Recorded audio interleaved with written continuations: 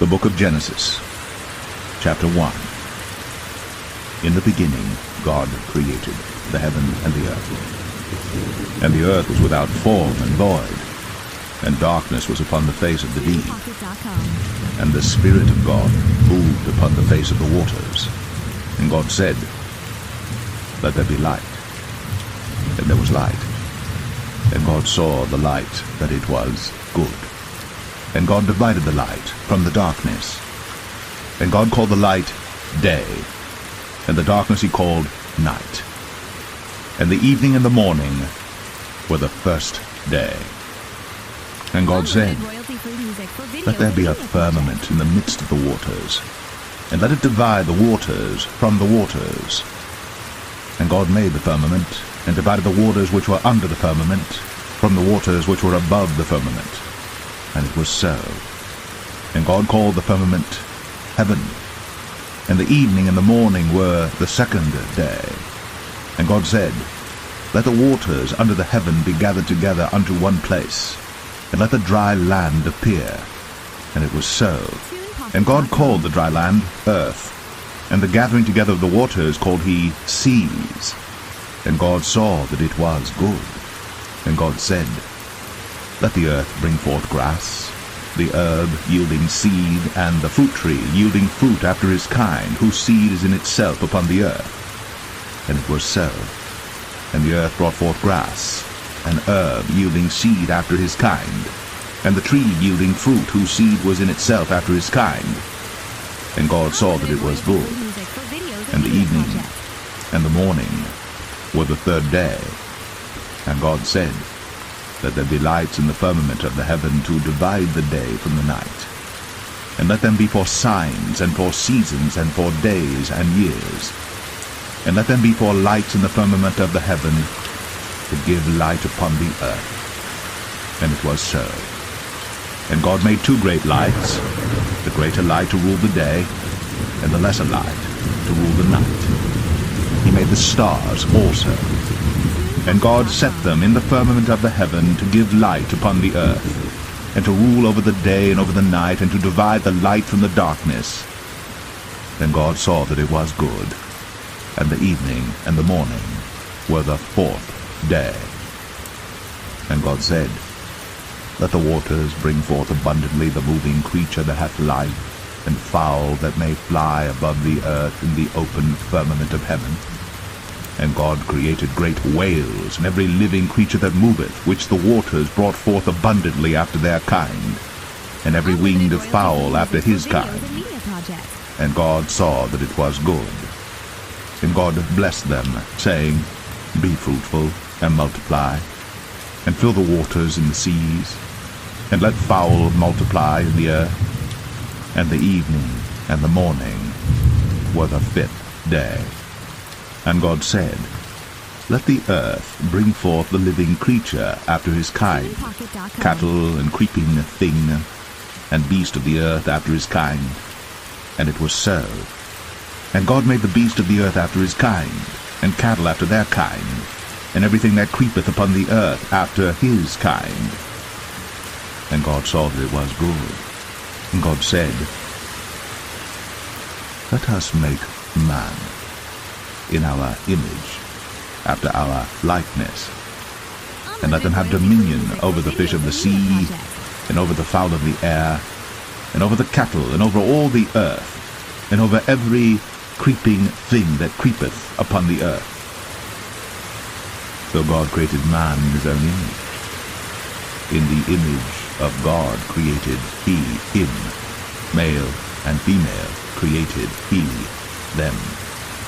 And God blessed them, and God said unto them, "Be fruitful, and multiply, and replenish the earth, and subdue it, and have dominion over the fish of the sea, and over the fowl of the air, and over every living thing that moveth upon the earth." And God said, "Behold, I have given you every herb-bearing seed which is upon the face of all the earth, and every tree in the which is the fruit of a tree yielding seed. To you it shall be for meat.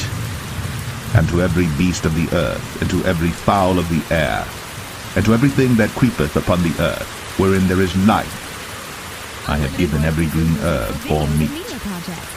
And it was so. And God saw everything that he had made, and behold, it was very good. And the evening and the morning were the sixth day.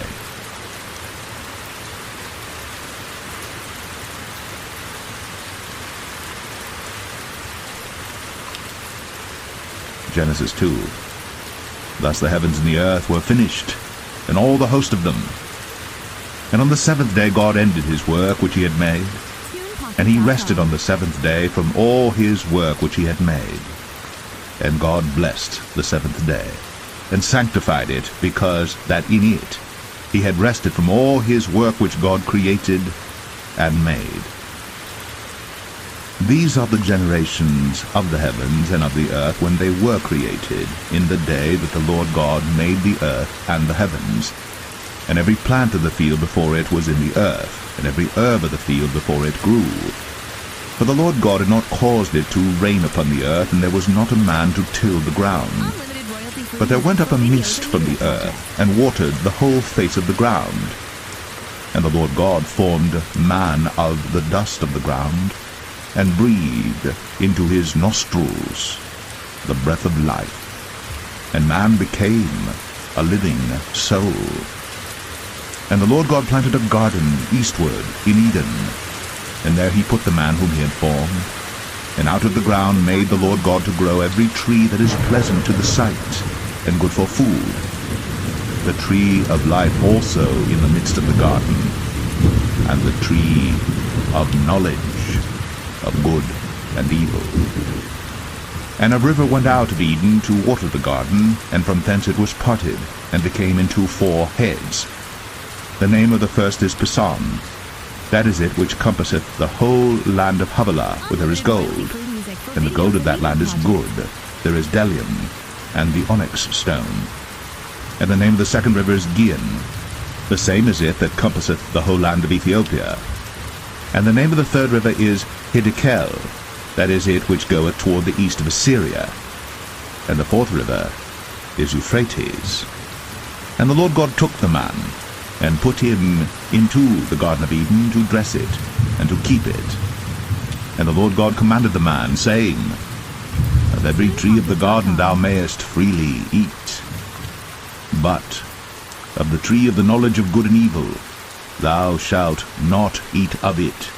For in the day that thou eatest thereof thou shalt surely die.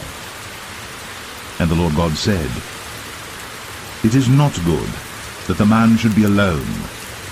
I will make him an helpmeet for him. And out of the ground the Lord God formed every beast of the field and every fowl of the air, and brought them unto Adam to see what he would call them. And whatsoever Adam called every living creature, that was the name thereof. And Adam gave names to all cattle, and to the fowl of the air, and to every beast of the field. But for Adam there was not found an helpmeet for him. And the Lord God caused a deep sleep to fall upon Adam, and he slept. And he took one of his ribs, and closed up the flesh instead thereof. And the rib which the Lord God had taken from man made he a woman, and brought her unto the man. And Adam said, This is now bone of my bones, and flesh of my flesh. She shall be called woman, because she was taken out of man. Therefore shall a man leave his father and his mother, and shall cleave unto his wife, and they shall be one flesh. And they were both naked, the man and his wife, and were not ashamed. Unlimited royalty-free music for videos and media projects.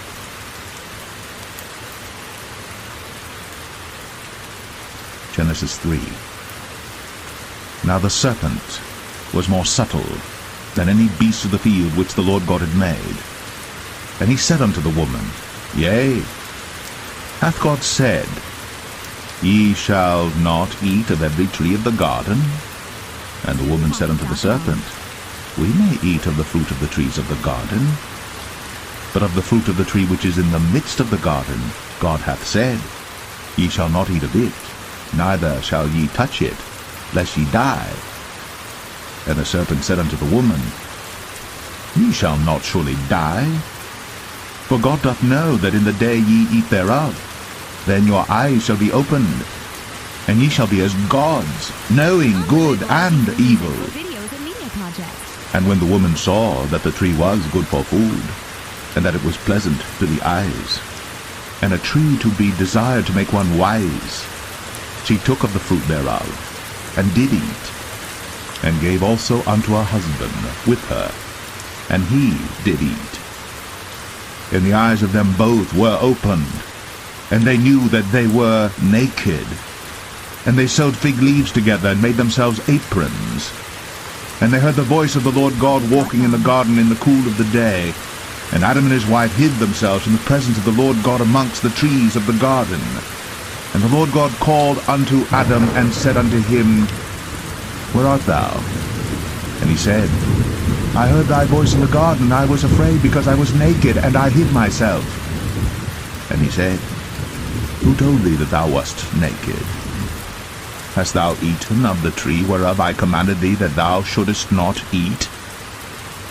And the man said, The woman, whom thou gavest to be with me, she gave me of the tree, and I did eat. And the Lord God said unto the woman, What is this that thou hast done? And the woman said, The serpent beguiled me, and I did eat. And the Lord God said unto the serpent, Because thou hast done this, thou art cursed above all cattle, and above every beast of the field. Upon thy belly shalt thou go, and dust shalt thou eat all the days of thy life. And I will put enmity between thee and the woman, and between thy seed and her seed. It shall bruise thy head, and thou shalt bruise his heel.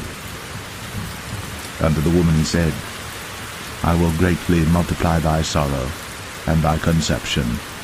In sorrow thou shalt bring forth children, and thy desire shall be to thy husband, and he shall rule over thee.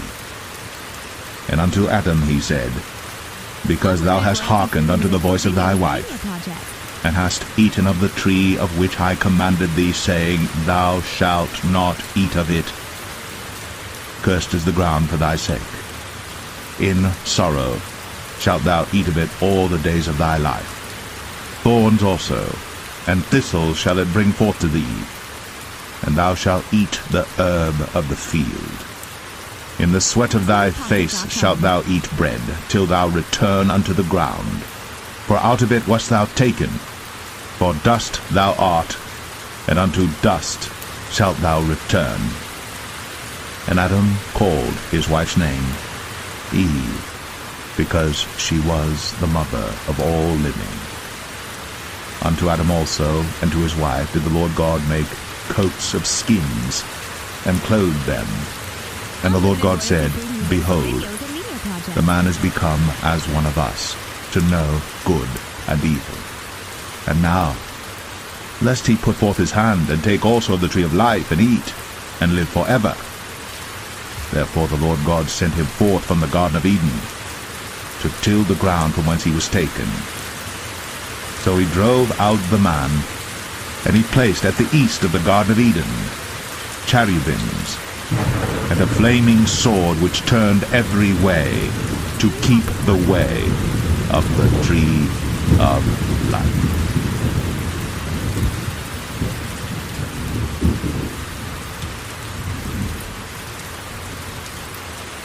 Genesis 4. And Adam knew Eve his wife, and she conceived and bare Cain, and said, I have gotten a man from the Lord. And she again bare his brother Abel.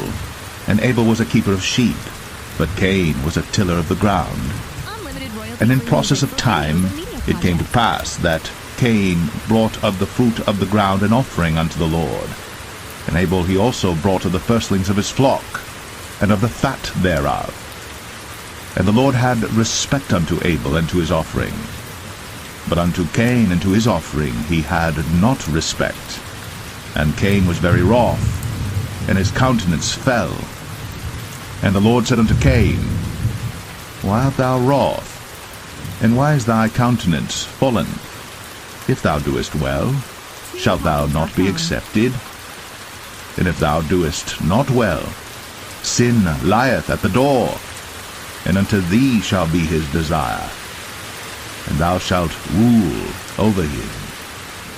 And Cain talked with Abel his brother. And it came to pass, when they were in the field, that Cain rose up against Abel his brother, and slew him. And the Lord said unto Cain, Where is Abel thy brother? And he said, I know not. Am I my brother's keeper? And he said, What hast thou done? The voice of thy brother's blood crieth unto me from the ground. And now art thou cursed from the earth, which hath opened her mouth to receive thy brother's blood from thy hand. When thou tillest the ground, it shall not henceforth yield unto thee her strength. A fugitive and a vagabond shalt thou be in the earth. And Cain said unto the Lord, My punishment is greater than I can bear. Behold, thou hast driven me out this day from the face of the earth, and from thy face shall I be hid. And I shall be a fugitive and a vagabond in the earth. And it shall come to pass that every one that findeth me shall slay me. And the Lord said unto him, Therefore whosoever slayeth Cain, vengeance shall be taken on him sevenfold. And the Lord set a mark upon Cain, lest any finding him should kill him. And Cain went out from the presence of the Lord, and dwelt in the land of Nod, on the east of Eden. And Cain knew his wife, and she conceived, and bare Enoch. And he builded a city, and called the name of the city after the name of his son, Enoch. And unto Enoch was born Irad, and Irad begat Mahushael, and Mahushael begat Methusael, and Methusael begat Lamech. And Lamech took unto him 2 wives. The name of the one was Adah, and the name of the other Zillah. And Adah bare Jabal. He was the father of such as dwell in tents, and of such as have cattle. And his brother's name was Jubal. He was the father of all such as handle the harp and organ. And Zillah, she also bare Tubal-Cain, an instructor of every artificer in brass and iron. And the sister of Tubal-Cain was Naamah. And Lamech said unto his wives, Adah and Zillah, Hear my voice, ye wives of Lamech, hearken unto my speech. For I have slain a man to my wounding, and a young man to my hurt. If Cain shall be avenged sevenfold, truly Lamech 77-fold. And Adam knew his wife again, and she bare a son, and called his name Seth. For God, said she, hath appointed me another seed instead of Abel, whom Cain slew. And to Seth, to him also there was born a son, and he called his name Enos. Then began men to call upon the name of the Lord.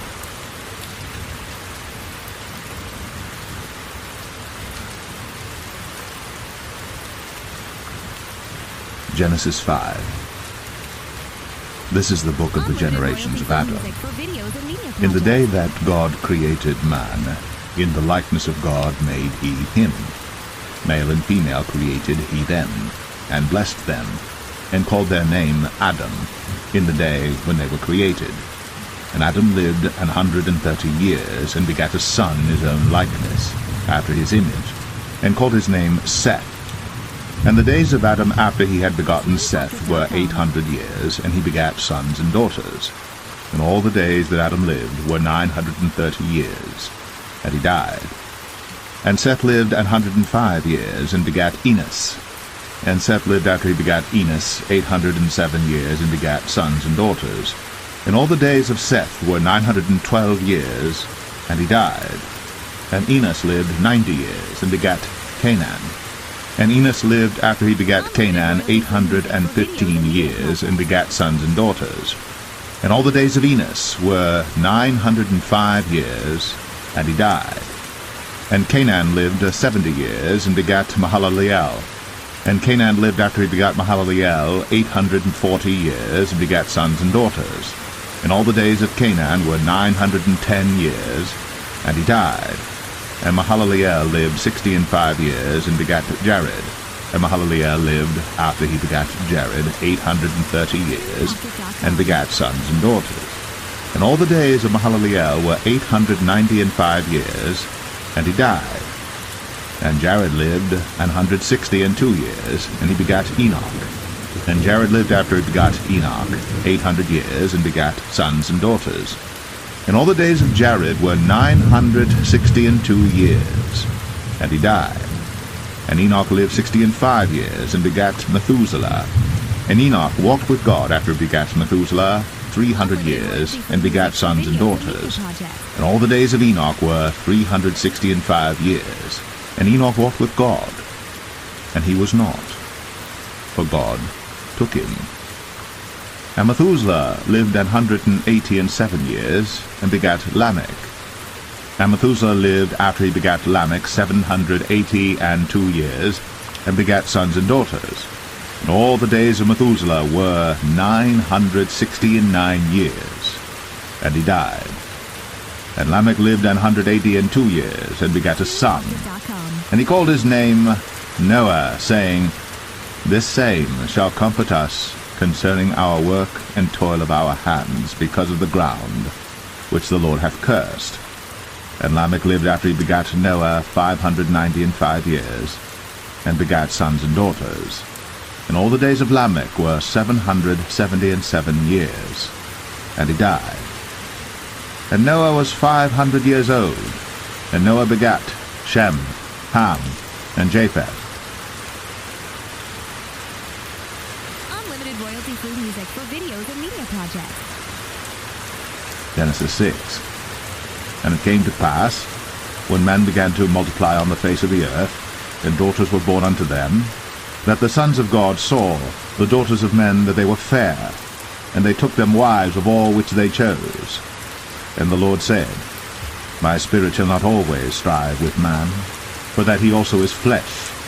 Yet his days shall be 120 years.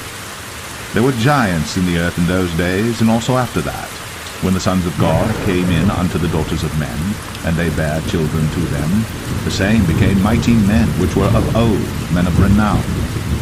And God saw that the wickedness of man was great in the earth, and that every imagination of the thoughts of his heart was only evil continually.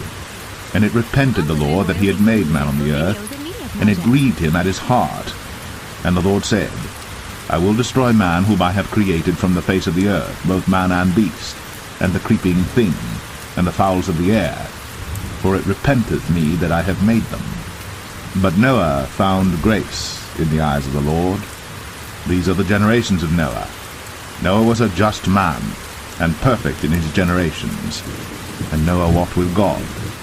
And Noah begat 3 sons, Shem, Ham, and Japheth. The earth also was corrupt before God, and the earth was filled with violence. And God looked upon the earth, and behold, it was corrupt, for all flesh had corrupted his way upon the earth. And God said unto Noah, The end of all flesh is come before me, for the earth is filled with violence through them, and behold, I will destroy them with the earth. Make thee an ark of gopher wood. Rooms shalt thou make in the ark, and shalt pitch it within and without with pitch. And this is the fashion which thou shalt make it of. The length of the ark shall be 300 cubits, the breadth of it 50 cubits, and the height of it 30 cubits. A window shalt thou make to the ark, and in a cubit shalt thou finish it above. And the door of the ark shalt thou set in the side thereof, with lower, second, and third stories shalt thou make it. And behold, I, even I, do bring a flood of waters upon the earth to destroy all flesh wherein is the breath of life from under heaven.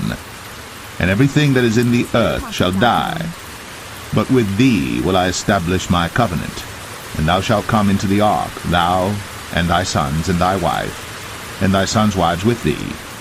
And of every living thing of all flesh, 2 of every sort shalt thou bring into the ark, to keep them alive with thee. They shall be male and female.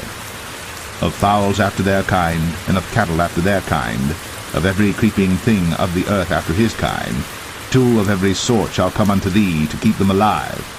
And take thou unto thee of all food that is eaten, and thou shalt gather it to thee, and it shall be for food for thee and for them.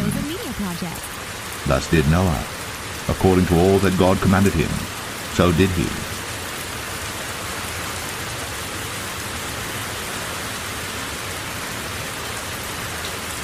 Genesis 7.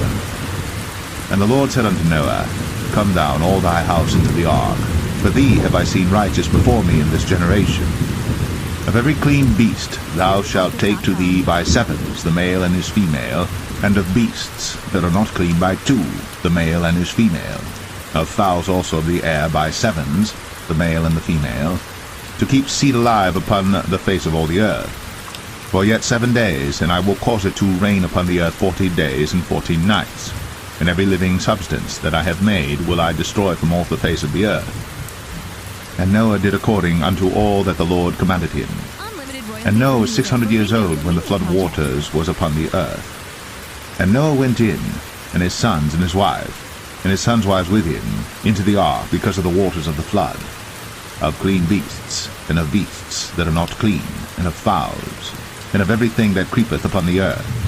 There went in 2 and 2 unto Noah into the ark, the male and the female, as God had commanded Noah.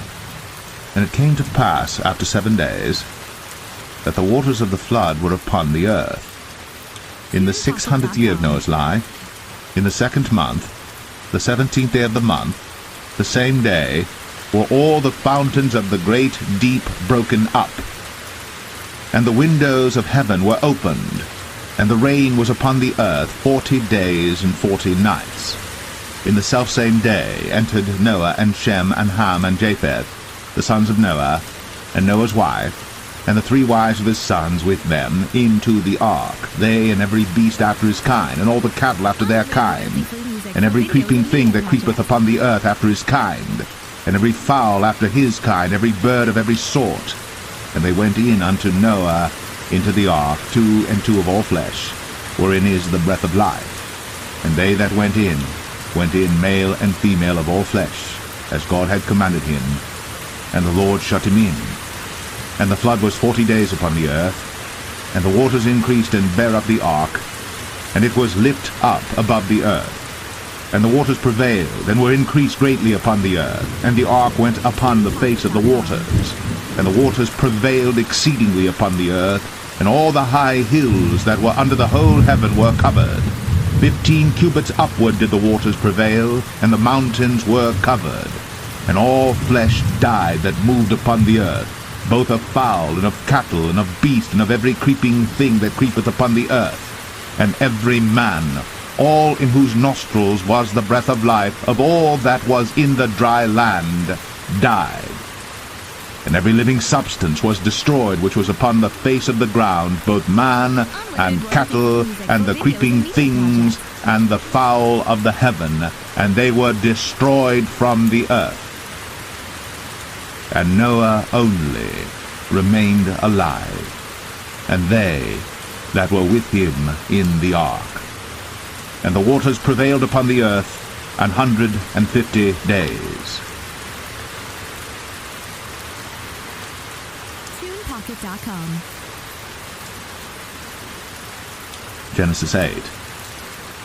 And God remembered Noah, and every living thing, and all the cattle that was with him in the ark.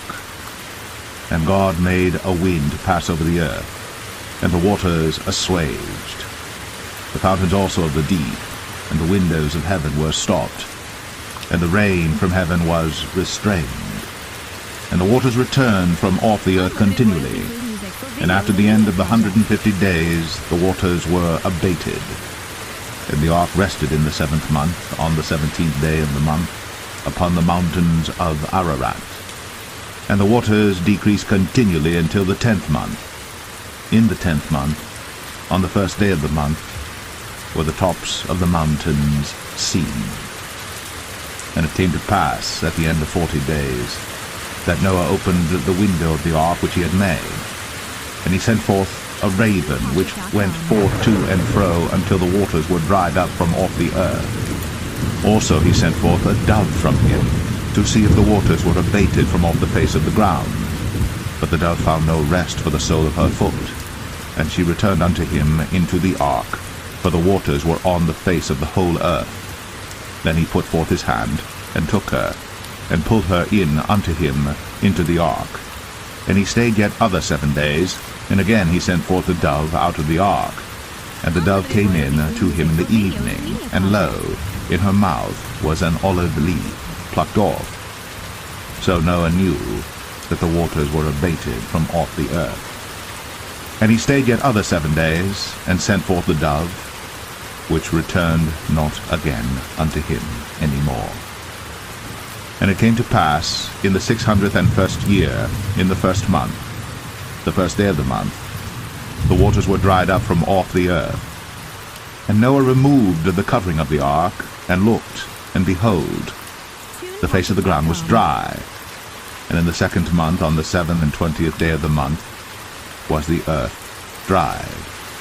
And God spake unto Noah, saying, Go forth of the ark, thou, and thy wife, and thy sons' wives with thee. Bring forth with thee every living thing that is with thee of all flesh, both of fowl, and of cattle, and of every creeping thing that creepeth upon the earth, that they may breed abundantly in the earth, and be fruitful and multiply upon the earth. And Noah went forth, and his sons, and his wife, and his sons' wives with him, every beast, every creeping thing, and every fowl, and whatsoever creepeth upon the earth, after their kinds, went forth out of the ark. And Noah builded an altar unto the Lord, and took of every clean beast, and of every clean fowl, and offered burnt offerings on the altar. And the Lord smelled a sweet savour. And the Lord said in his heart, I will not again curse the ground any more for man's sake. For the imagination of man's heart is evil from his youth, neither will I again smite any more everything living, as I have done. While the earth remaineth, seed time and harvest, and cold and heat, and summer and winter, and day and night, shall not cease.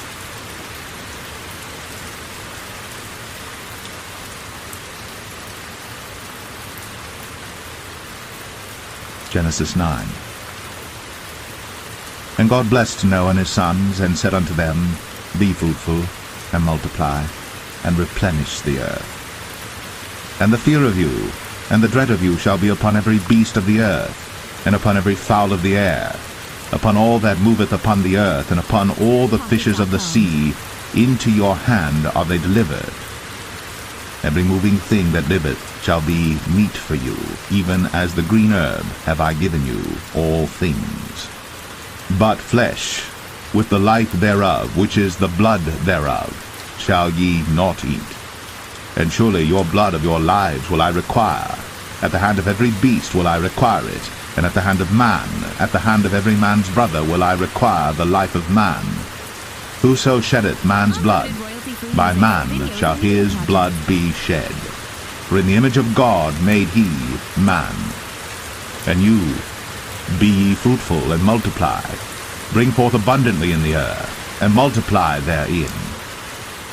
And God spake unto Noah, and to his sons with him, saying, And I, behold, I establish my covenant with you, and with your seed after you, and with every living creature that is with you, of the fowl, of the cattle, and of every beast of the earth with you, from all that go out of the ark to every beast of the earth. And I will establish my covenant with you. Neither shall all flesh be cut off any more by the waters of a flood, neither shall there any more be a flood to destroy the earth. And God said, This is the token of the covenant which I make between me and you, and every living creature that is with you, for perpetual generations. I do set my bow in the cloud, and it shall be for a token of a covenant between me and the earth. And it shall come to pass, when I bring a cloud over the earth, that the bow shall be seen in the cloud. And I will remember my covenant, which is between me and you and every living creature of all flesh. And the waters shall no more become a flood to destroy all flesh. And the bow shall be in the cloud, and I will look upon it, that I may remember the everlasting covenant between God and every living creature of all flesh that is upon the earth. And God said unto Noah, This is the token of the covenant, which I have established between me and all flesh that is upon the earth. And the sons of Noah that went forth of the ark were Shem, and Ham, and Japheth. And Ham is the father of Canaan. These are the three sons of Noah, and of them was the whole earth overspread. And Noah began to be an husbandman, and he planted a vineyard. And he drank of the wine, and was drunken, and he was uncovered within his tent. And Ham, the father of Canaan, saw the nakedness of his father, and told his two brethren without. And Shem and Japheth took a garment, and laid it upon both their shoulders, and went backward, and covered the nakedness of their father. And their faces were backward, and they saw not their father's nakedness. And Noah awoke from his wine, and knew what his younger son had done unto him.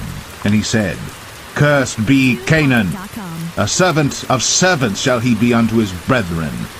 And he said, Blessed be the Lord God of Shem, and Canaan shall be his servant. God shall enlarge Japheth, and he shall dwell in the tents of Shem, and Canaan shall be his servant. And Noah lived after the flood 350 years. And all the days of Noah were 950 years. And he died. Unlimited royalty-free music for videos and media projects.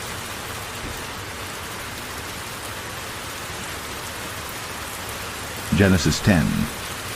Now these are the generations of the sons of Noah, Shem, Ham, and Japheth. And unto them were sons born after the flood. The sons of Japheth, Gomer, and Magog, and Madai, and Javan, and Tubal, and Meshech, and Taras. And the sons of Gomer, Ashkenaz, and Riphah, and Togarmah. And the sons of Javan, Elisha, and Tarshish, Kittim, and Dodanim. But these were the isles of the Gentiles divided in their lands, every one after his tongue, after their families, in their nations. And the sons of Ham, Cush, and Mizraim, and Phut, and Canaan. And the sons of Cush, Seba, and Havilah, and Sabta, and Ramah, and Sabteka. And the sons of Ramah, Sheba, and Dedan. And Cush begat Nimrod. He began to be a mighty one in the earth. He was a mighty hunter before the Lord. Wherefore it is said, even as Nimrod, the mighty hunter before the Lord. And the beginning of his kingdom was Babel, and Erech, and Akkad, and Calneh in the land of Shinar. Out of that land went forth Ashur, and builded Nineveh, and the city Rehoboth, and Calah. And Rezin between Nineveh and Calah, the same is a great city. And Mizraim begat Ludim, and Anamim, and Lehabim, and Naphtuhim, and Pathrozim, and Casluhim, out of whom came Philistim, and Caphtorim. And Canaan begat Sidon his firstborn, and Heth, and the Jebusite, and the Amorite, and the Girgashite, and the Hivite, and the Archite, and the Sinite, and the Arvadite, and the Zemarite, and the Hamathite. And afterward were the families of the Canaanites spread abroad. And the border of the Canaanites was from Sidon, as thou comest to Gerar, unto Gaza, as thou goest unto Sodom and Gomorrah, and Admah, and Zeboim, even unto Lasha. These are the sons of Ham, after their families, after their tongues, in their countries, and in their nations.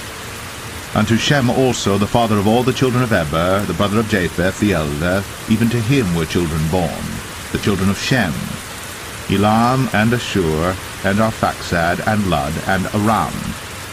And the children of Aram, Uz, and Hul, and Gether, and Mash. And Arphaxad begat Salah, and Salah begat Eber. And unto Eber were born two sons. The name of one was Peleg, for in his days was the earth divided. and his brother's name was Joktan. And Joktan begat Almadad, and Sheleth, and Hazarmaveth, and Jerah, and Hadaram, and Uzal, and Diklah, and Obal, and Abimael, and Sheba, and Ophir, and Havilah, and Jobab. All these were the sons of Joktan. And their dwelling was from Mesha, as thou goest unto Sephar, a mount of the east. These are the sons of Shem, after their families, after their tongues, in their lands, after their nations. These are the families of the sons of Noah, after their generations, in their nations, and by these were the nations divided in the earth after the flood.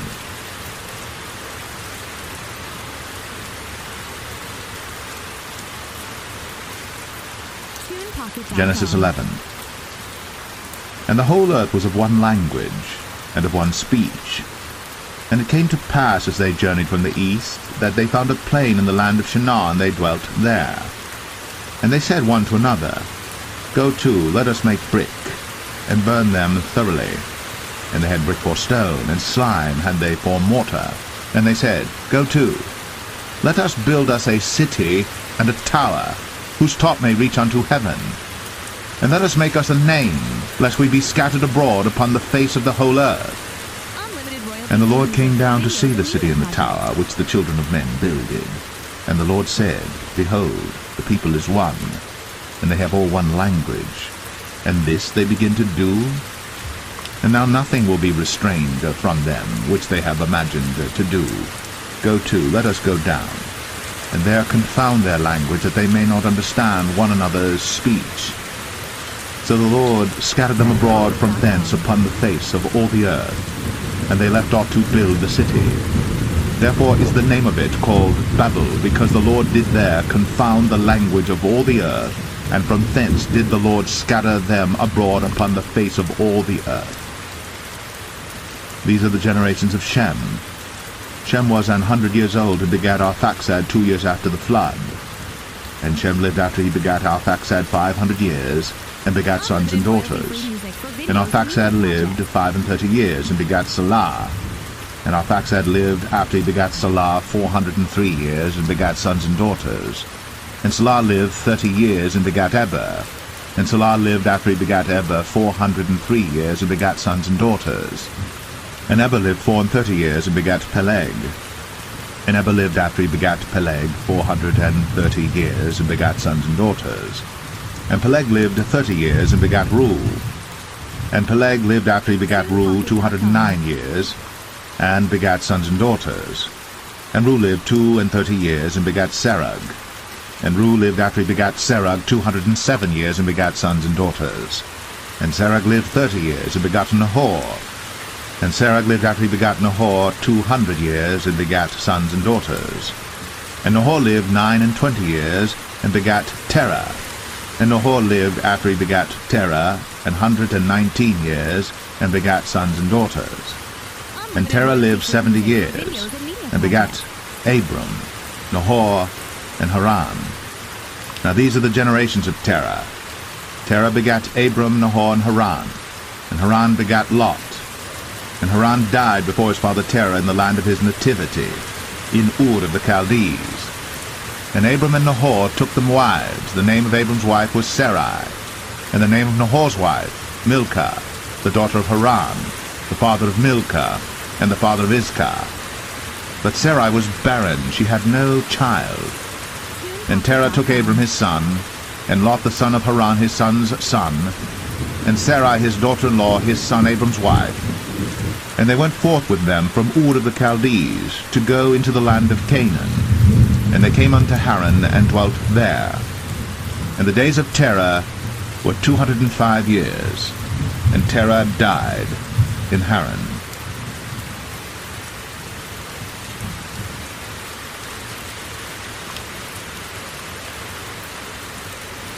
Genesis 12. Now the Lord had said unto Abram, Get thee out of thy country, and from thy kindred, and from thy father's house, unto a land that I will show thee.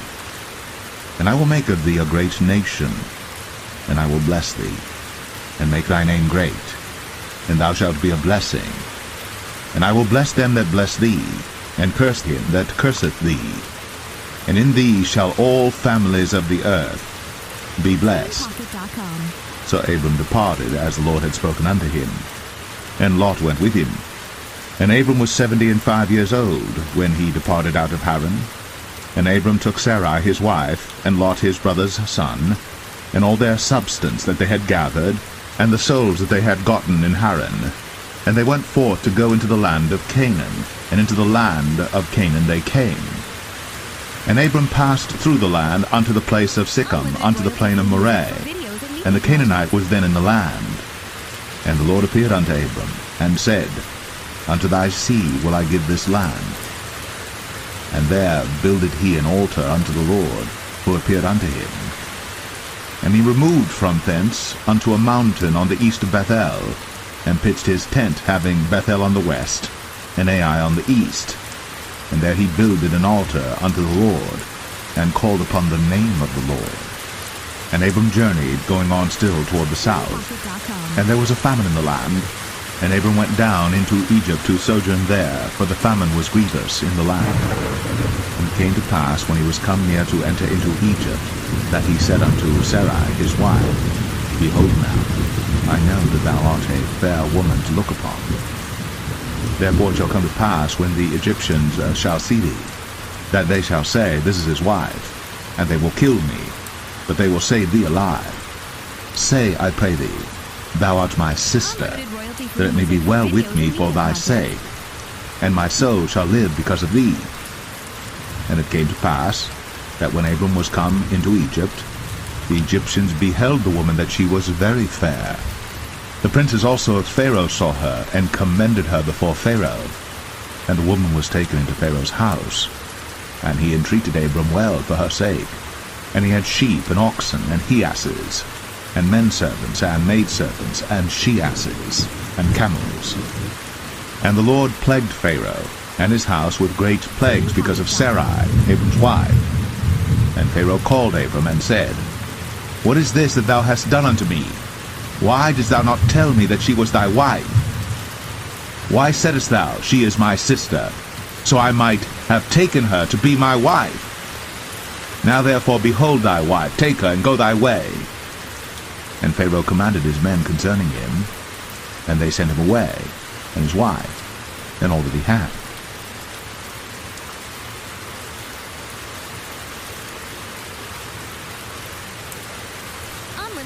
Genesis 13. And Abram went up out of Egypt, he and his wife, and all that he had, and Lot with him, into the south. And Abram was very rich in cattle, in silver, and in gold. And he went on his journeys from the south even to Bethel, unto the place where his tent had been at the beginning, between Bethel and Ai, unto the place of the altar which he had made there at the first. And there Abram called on the name of the Lord. And Lot also, which went with Abram, had flocks and herds and tents. And the land was not able to bear them, that they might dwell together, for their substance was great, so that they could not dwell together. And there was a strife between the herdmen of Abram's cattle and the herdmen of Lot's cattle. And the Canaanite and the Perizzite dwelled then in the land. And Abram said unto Lot, Let there be no strife, I pray thee, between me and thee, and between my herdmen and thy herdmen, for we be brethren. Is not the whole land before thee? Separate thyself, I pray thee, from me. If thou wilt take the left hand, then I will go to the right. Or if thou depart to the right hand, then I will go to the left. And Lot lifted up his eyes, and beheld all the plain of Jordan, that it was well watered everywhere, before the Lord destroyed Sodom and Gomorrah, even as the garden of the Lord, like the land of Egypt, as thou comest unto Zoar. Then Lot chose him all the plain of Jordan, and Lot journeyed east. And they separated themselves the one from the other. Abram dwelled in the land of Canaan, and Lot dwelled in the cities of the plain, and pitched his tent toward Sodom. But the men of Sodom were wicked and sinners before the Lord exceedingly. And the Lord said unto Abram, after that Lot was separated from him, Lift up now thine eyes, and look from the place where thou art, northward and southward, and eastward and westward. For all the land which thou seest, to thee will I give it, and to thy seed forever. And I will make thy seed as the dust of the earth, so that if a man can number the dust of the earth, then shall thy seed also be numbered. Arise, walk through the land in the length of it, and in the breadth of it, for I will give it unto thee. Then Abram removed his tent, and came and dwelt in the plain of Mamre, which is in Hebron, and built there an altar unto the Lord. TunePocket.com. Genesis 14. And it came to pass in the days of Amraphel, king of Shinar, Arioch, king of Elasar, Chedorlaomer, king of Elam, and Tidal, king of nations, that these made war with Bera, king of Sodom, and with Birsha, king of Gomorrah, Shinab, king of Admah, and Shemeber, king of Zeboim, and the king of Bela, which is Zoar. All these were joined together in the vale of Siddim, which is the salt sea. 12 years they served Chedorlaomer, and in the 13th year they rebelled. And in the 14th year came Chedorlaomer, and the kings that were with him, and smote the Rephaims in Ashtaroth, Karnaim, and the Zazims in Ham, and the Emims in Shaveh Kiriathaim, and the Horites in their Mount Seir unto El Paran, which is by the wilderness. And they returned and came to En Mishpat, which is Kadesh, and smote all the country of the Amalekites, and also the Amorites, that dwelt in Hazazon Tamar. And there went out the king of Sodom, and the king of Gomorrah, and the king of Admah, and the king of Zeboim, and the king of Bela, the same as Zoar. And they joined battle with them in the vale of Siddim, with Chedorlaomer the king of Elam, and with Tidal king of nations, and Amraphel king of Shinar, and Arioch king of Elasar, 4 kings with 5. And the vale of Siddim was full of slime pits. And the kings of Sodom and Gomorrah fled, and fell there. And they that remained fled to the mountain. And they took all the goods of Sodom and Gomorrah, and all their victuals, and went their way. And they took Lot, Abram's brother's son, who dwelt in Sodom, and his goods, and departed. And there came one that had escaped, and told Abram the Hebrew, for he dwelt in the plain of Mamre the Amorite, brother of Eshcol, and brother of Aner, and these were confederate with Abram. And when Abram heard that his brother was taken captive, he armed his trained servants, born in his own house, 318, and pursued them unto Dan. And he divided himself against them, he and his servants, by night, and smote them, and pursued them unto Hobah, which is on the left hand of Damascus. And he brought back all the goods, and also brought again his brother Lot, and his goods, and the women also, and the people. And the king of Sodom went out to meet him after his return from the slaughter of Chedorlaomer, and of the kings that were with him at the valley of Shaveh, which is the king's dale.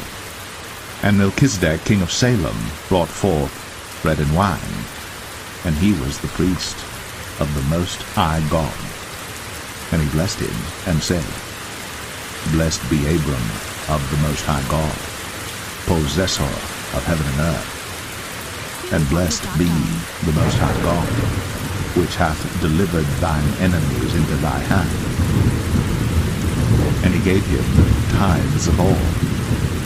And the king of Sodom said unto Abram, Give me the persons, and take the goods to thyself. And Abram said to the king of Sodom, I have lifted up mine hand unto the Lord, the Most High God, the possessor of heaven and earth, that I will not take from a thread, even to a shoe latchet, and that I will not take anything that is thine, lest thou shouldst say, I have made Abram rich, save only that which the young men have eaten, and the portion of the men which went with me, Aner, Eshcol, and Mamre, let them take their portion.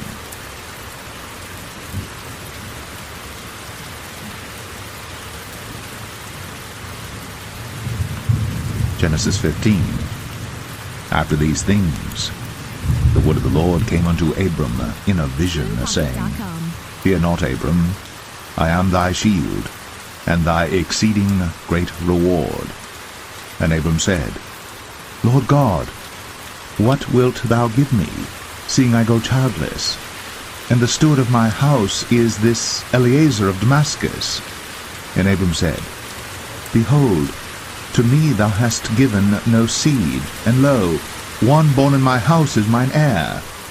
And behold, the word of the Lord came unto him, saying, This shall not be thine heir, but he that shall come forth out of thine own bowels shall be thine heir. And he brought him forth abroad, and said, Look now toward heaven, and tell the stars, if thou be able to number them. And he said unto him, So shall thy seed be. And he believed in the Lord, and he counted it to him for righteousness. And he said unto him, I am the Lord that brought thee out of Ur of the Chaldees, to give thee this land to inherit it. And he said, Lord God, whereby shall I know that I shall inherit it? And he said unto him, Take me an heifer 3 years old, and a she-goat of 3 years old, and a ram of 3 years old, and a turtle dove, and a young pigeon. And he took unto him all these, and divided them in the midst, and laid each piece one against another. But the birds divided he not. And when the fowls came down upon the carcasses, Abram drove them away. And when the sun was going down, a deep sleep fell upon Abram, and lo, an horror of great darkness fell upon him. And he said unto Abram, Know of a surety that thy seed shall be a stranger in a land that is not theirs, and shall serve them, and they shall afflict them 400 years. And also that nation whom they shall serve will I judge, and afterward shall they come out with great substance. And thou shalt go to thy fathers in peace. Thou shalt be buried in a good old age. But in the 4th generation they shall come hither again, for the iniquity of the Amorites is not yet full. And it came to pass that when the sun went down, and it was dark, behold, a smoking furnace, and a burning lamp that passed between those pieces. In the same day the Lord made a covenant with Abram, saying, Unto thy seed have I given this land, from the river of Egypt unto the great river, the river Euphrates, the Kenites, and the Kenizzites, and the Cadmonites, and the Hittites, and the Perizzites, and the Rephaims, and the Amorites, and the Canaanites, and the Girgashites, and the Jebusites.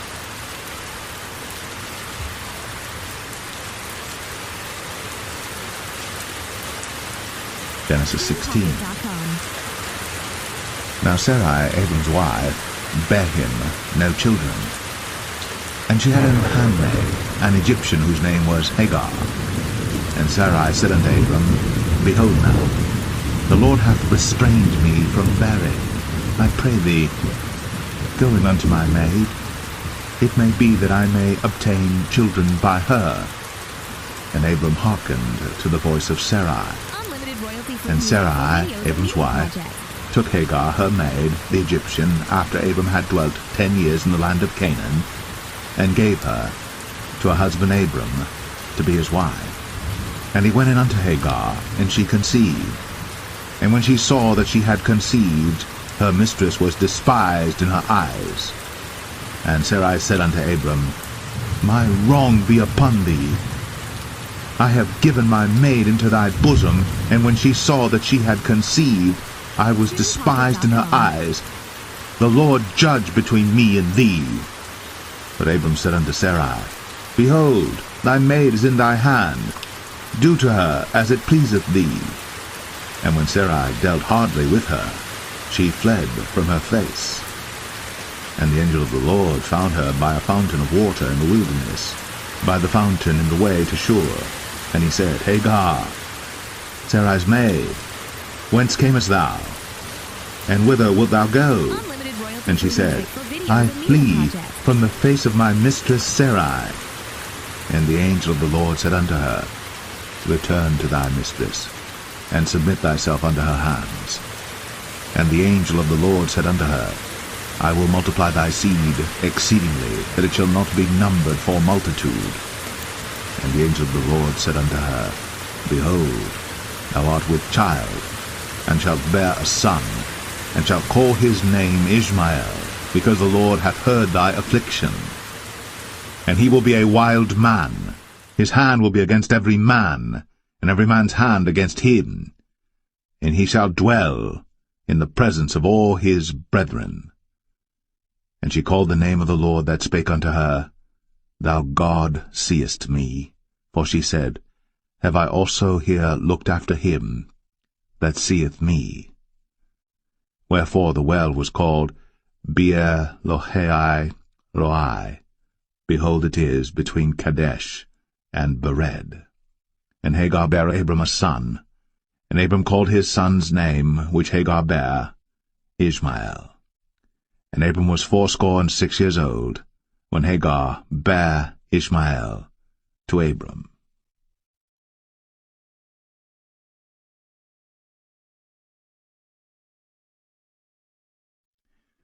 Genesis 17.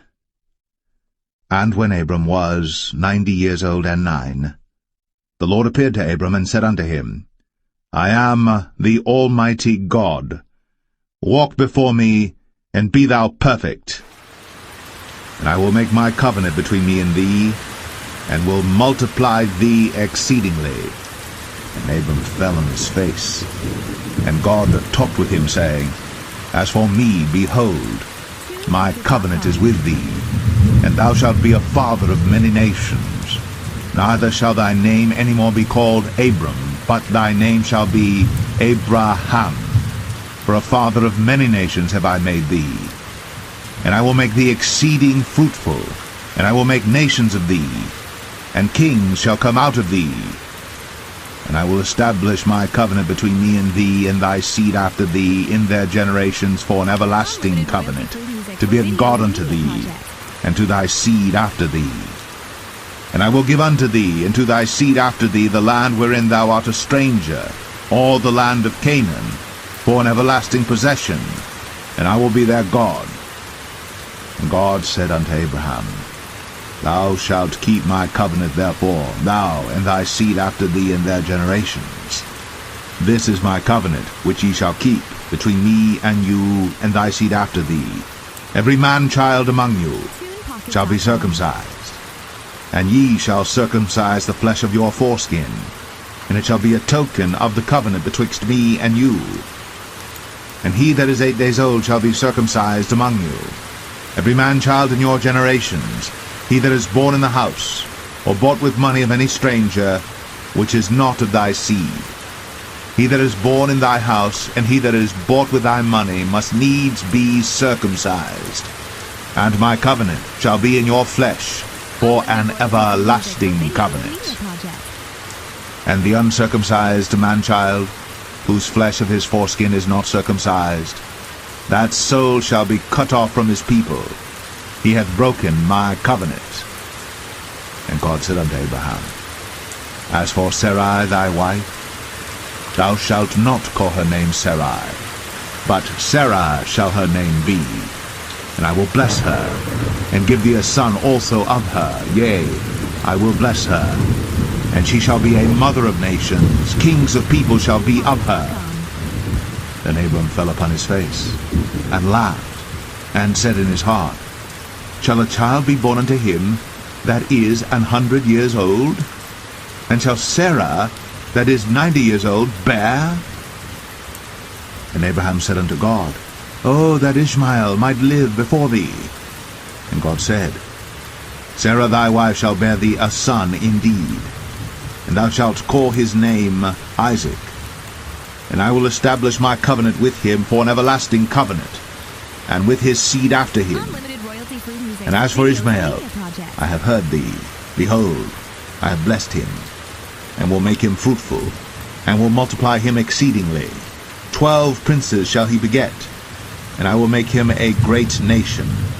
But my covenant will I establish with Isaac, which Sarah shall bear unto thee at this set time in the next year.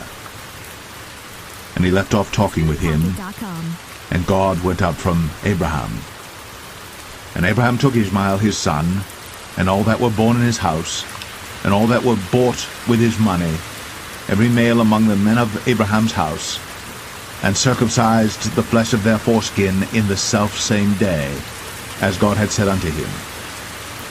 And Abraham was 90 years old and 9 when he was circumcised in the flesh of his foreskin.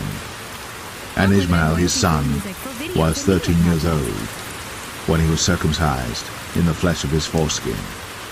In the selfsame day was Abraham circumcised, and Ishmael his son. And all the men of his house, born in the house, and bought with money of the stranger, were circumcised with him.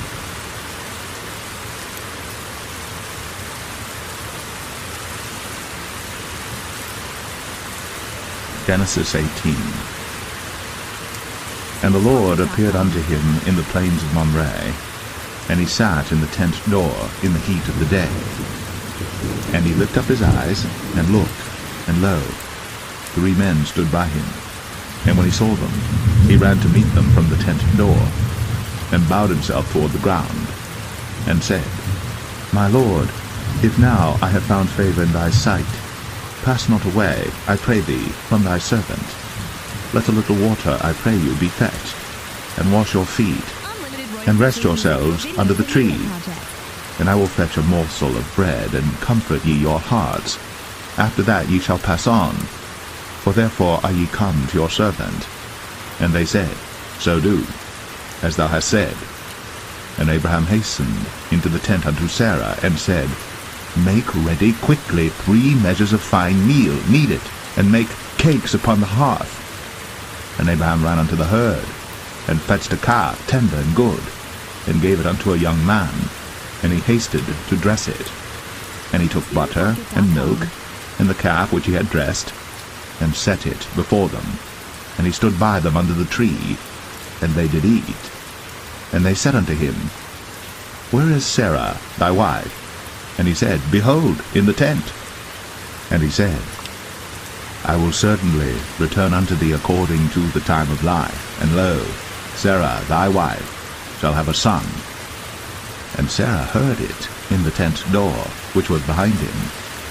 Now Abraham and Sarah were old, and well stricken in age, and it ceased to be with Sarah after the manner of women. Therefore Sarah laughed within herself, saying, After I have waxed old shall I have pleasure, my Lord being old also? And the Lord said unto Abraham, Wherefore did Sarah laugh, saying, Shall I of a surety bear a child, which am old? Is anything too hard for the Lord? At the time appointed I will return unto thee according to the time of life, and Sarah shall have a son. Then Sarah denied, saying, I laugh not, for she was afraid. And he said, Nay, but thou didst laugh. And the men rose up from thence, and looked toward Sodom. And Abraham went with them to bring them on the way. And the Lord said, Shall I hide from Abraham that thing which I do, seeing that Abraham shall surely become a great and mighty nation, and all the nations of the earth shall be blessed in him?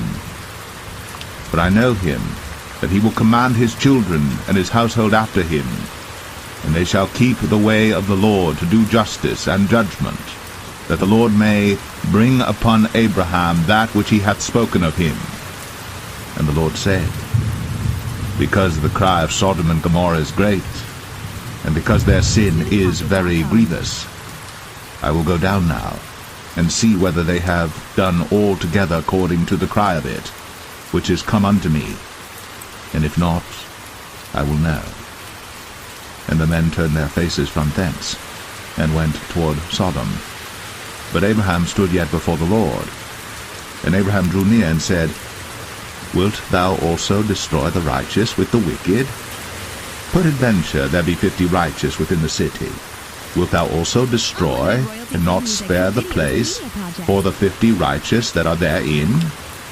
That be far from thee to do after this manner, to slay the righteous with the wicked, and that the righteous should be as the wicked, that be far from thee. Shall not the judge of all the earth do right? And the Lord said, If I find in Sodom 50 righteous within the city, then I will spare all the place for their sakes. And Abraham answered and said, Behold now, I have taken upon me to speak unto the Lord, which am but dust and ashes. Peradventure, there shall lack 5 of the 50 righteous. Wilt thou destroy all the city for lack of 5? And he said, If I find there 40 and 5, I will not destroy it. And he spake unto him yet again, and said, Peradventure, there shall be 40 found there. And he said, I will not do it for 40's sake. And he said unto him, O, let not the Lord be angry, and I will speak. Peradventure, there shall 30 be found there. And he said, I will not do it, if I find 30 there. And he said, Behold now, I have taken upon me to speak unto the Lord. Peradventure there shall be 20 found there. And he said, I will not destroy it for 20's sake. And he said, O, let not the Lord be angry, and I will speak yet but this once. Peradventure 10 shall be found there. And he said, I will not destroy it for 10's sake. And the Lord went his way, as soon as he had left communing with Abraham. And Abraham returned unto his place.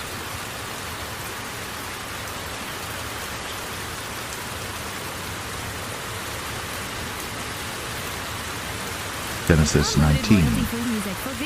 And there came 2 angels to Sodom at even, and Lot sat in the gate of Sodom. And Lot, seeing them, rose up to meet them, and he bowed himself with his face toward the ground.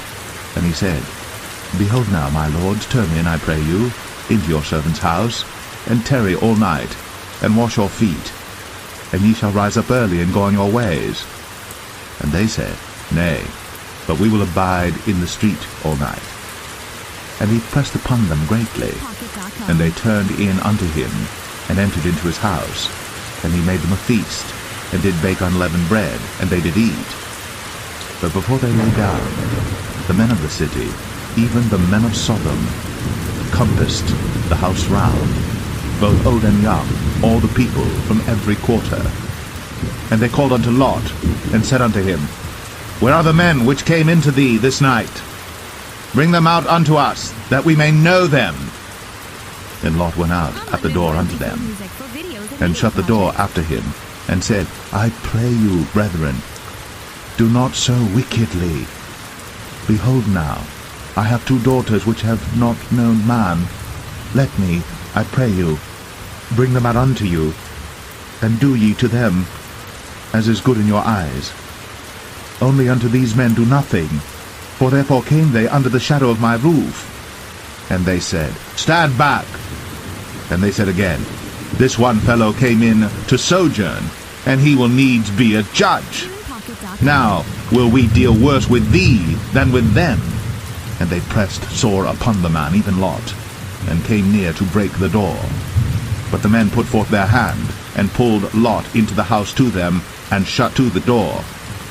And they smote the men that were at the door of the house with blindness, both small and great, so that they wearied themselves to find the door. And the men said unto Lot, Hast thou here any besides, son-in-law, and thy sons, and thy daughters, and whatsoever thou hast in the city? Bring them out of this place, for we will destroy this place, because the cry of them is waxen great before the face of the Lord, and the Lord hath sent us to destroy it. And Lot went out, and spake unto his sons-in-law, which married his daughters, and said, Up, get you out of this place, for the Lord will destroy this city. But he seemed as one that mocked unto his sons-in-law. And when the morning arose, then the angels hastened Lot, saying, Arise, take thy wife and thy 2 daughters, which are here, lest thou be consumed in the iniquity of the city. And while he lingered, the man laid hold upon his hand, and upon the hand of his wife, and upon the hand of his 2 daughters, the Lord being merciful unto him. And they brought him forth, and set him without the city. And it came to pass, when they had brought them forth abroad, that he said, Escape for thy life, look not behind thee, neither stay thou in all the plain, escape to the mountain, lest thou be consumed. And Lot said unto them, "O not so, my lord. Behold now, thy servant hath found grace in thy sight, and thou hast magnified thy mercy which thou hast shown unto me in saving my life.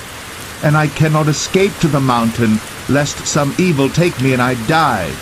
Behold now, this city is near to flee unto, and it is a little one. O let me escape thither. Is it not a little one? And my soul shall live." And he said unto him, "See, I have accepted thee concerning this thing also, that I will not overthrow this city, for the which thou hast spoken. Haste thee, escape thither, for I cannot do anything till thou be come thither." Therefore the name of the city was called Zoar. The sun was risen upon the earth when Lot entered into Zoar. Then the Lord rained upon Sodom and upon Gomorrah brimstone and fire from the Lord out of heaven. And he overthrew those cities, and all the plain, and all the inhabitants of the cities, and that which grew upon the ground. But his wife looked back from behind him, and she became a pillar of salt. And Abraham got up early in the morning to the place where he stood before the Lord. And he looked toward Sodom and Gomorrah, and toward all the land of the plain, and beheld, and lo, the smoke of the country went up as the smoke of a furnace. And it came to pass, when God destroyed the cities of the plain, that God remembered Abraham, and sent Lot out of the midst of the overthrow, when he overthrew the cities in the which Lot dwelt. And Lot went up out of Zoar, and dwelt in the mountain, and his 2 daughters with him, for he feared to dwell in Zoar, and he dwelt in a cave, he and his 2 daughters. And the firstborn said unto the younger, Our father is old, and there is not a man in the earth to come in unto us after the manner of all the earth. Come, let us make our father drink wine, and we will lie with him, that we may preserve seed of our father. And they made their father drink wine that night. And the firstborn went in, and lay with her father. And he perceived not when she lay down, nor when she arose. And it came to pass on the morrow, that the firstborn said unto the younger, Behold, I lay yesternight with my father. Let us make him drink wine this night also, and go thou in, and lie with him, that we may preserve seed of our father. And they made their father drink wine that night also. And the younger arose, and lay with him. And he perceived not when she lay down, nor when she arose. Thus were both the daughters of Lot with child by their father. And the firstborn bare a son, and called his name Moab. The same is the father of the Moabites unto this day. And the younger, she also bare a son, and called his name Ben-Ami. The same is the father of the children of Ammon unto this day. TunePocket.com. Genesis 20.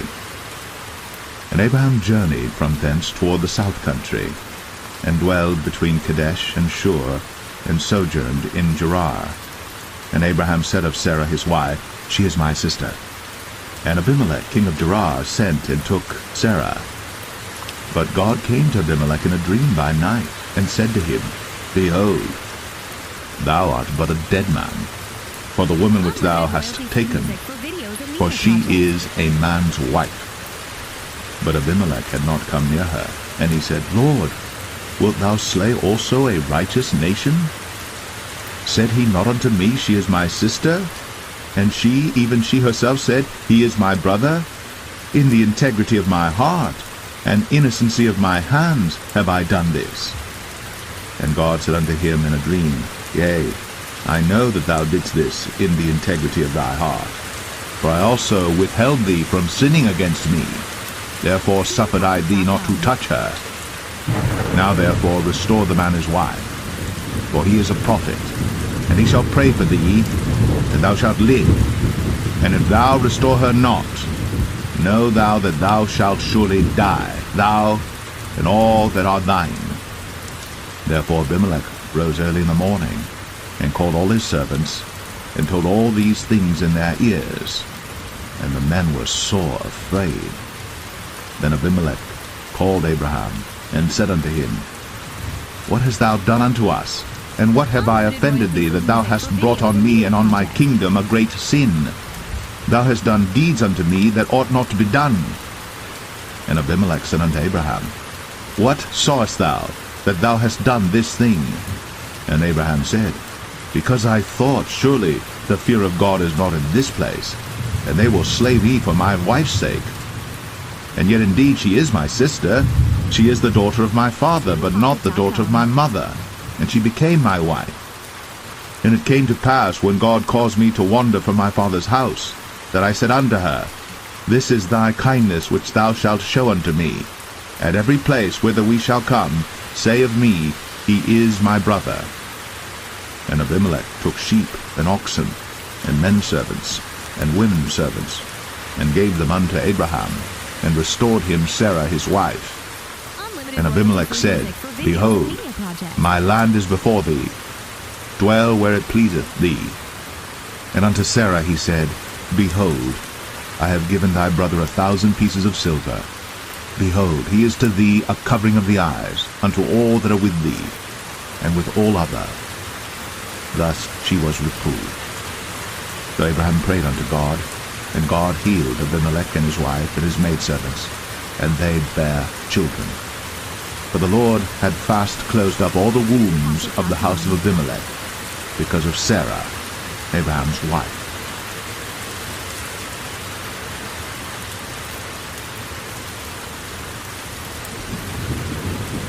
Genesis 21.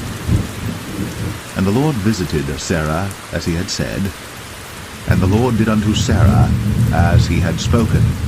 For Sarah conceived, and bare Abraham a son in his old age, at the set time of which God had spoken to him. And Abraham called the name of his son that was born unto him, whom Sarah bare to him, Isaac. And Abraham circumcised his son Isaac, being 8 days old, as God had commanded him. And Abraham was 100 years old when his son Isaac was born unto him. And Sarah said, God hath made me to laugh, so that all that hear will laugh with me. And she said, Who would have said unto Abraham, that Sarah should have given children suck? For I have borne him a son in his old age. And the child grew, and was weaned. And Abraham made a great feast, the same day that Isaac was weaned. And Sarah saw the son of Hagar the Egyptian, which she had borne unto Abraham, mocking.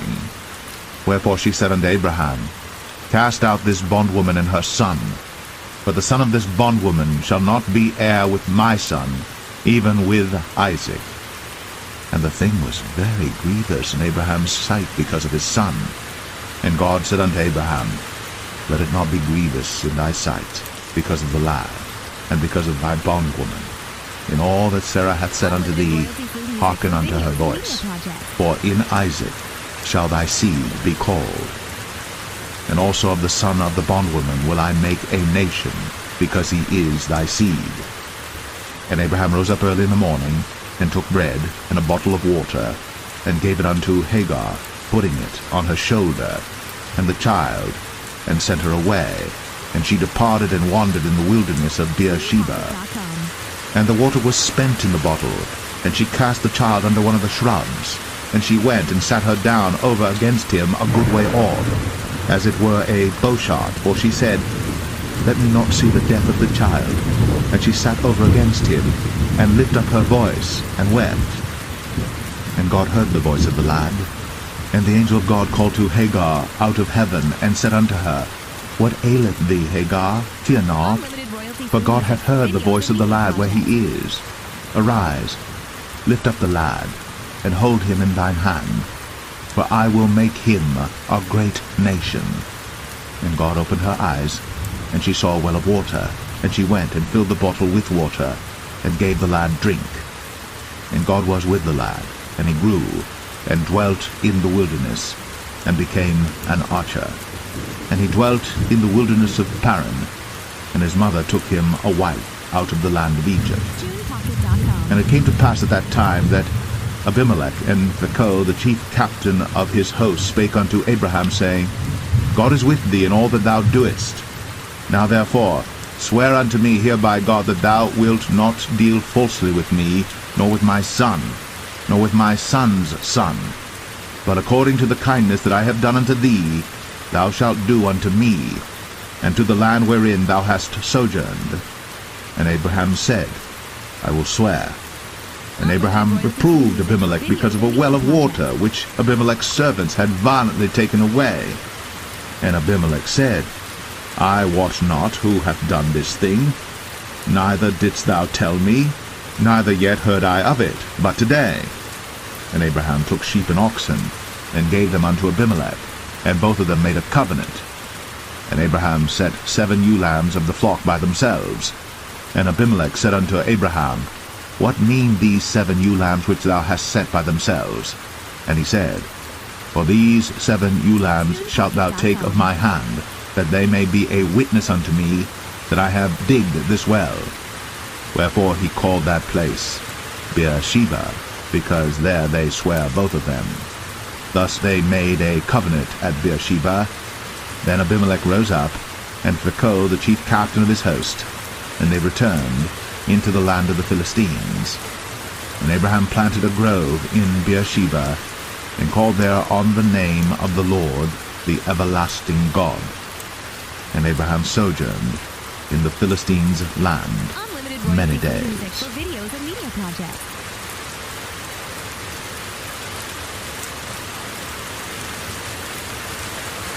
Genesis 22.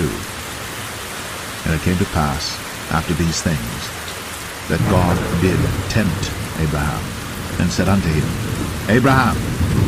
And he said, Behold, here I am. And he said, Take now thy son, thine only son Isaac, whom thou lovest, and get thee into the land of Moriah, and offer him there for a burnt offering upon one of the mountains which I will tell thee of.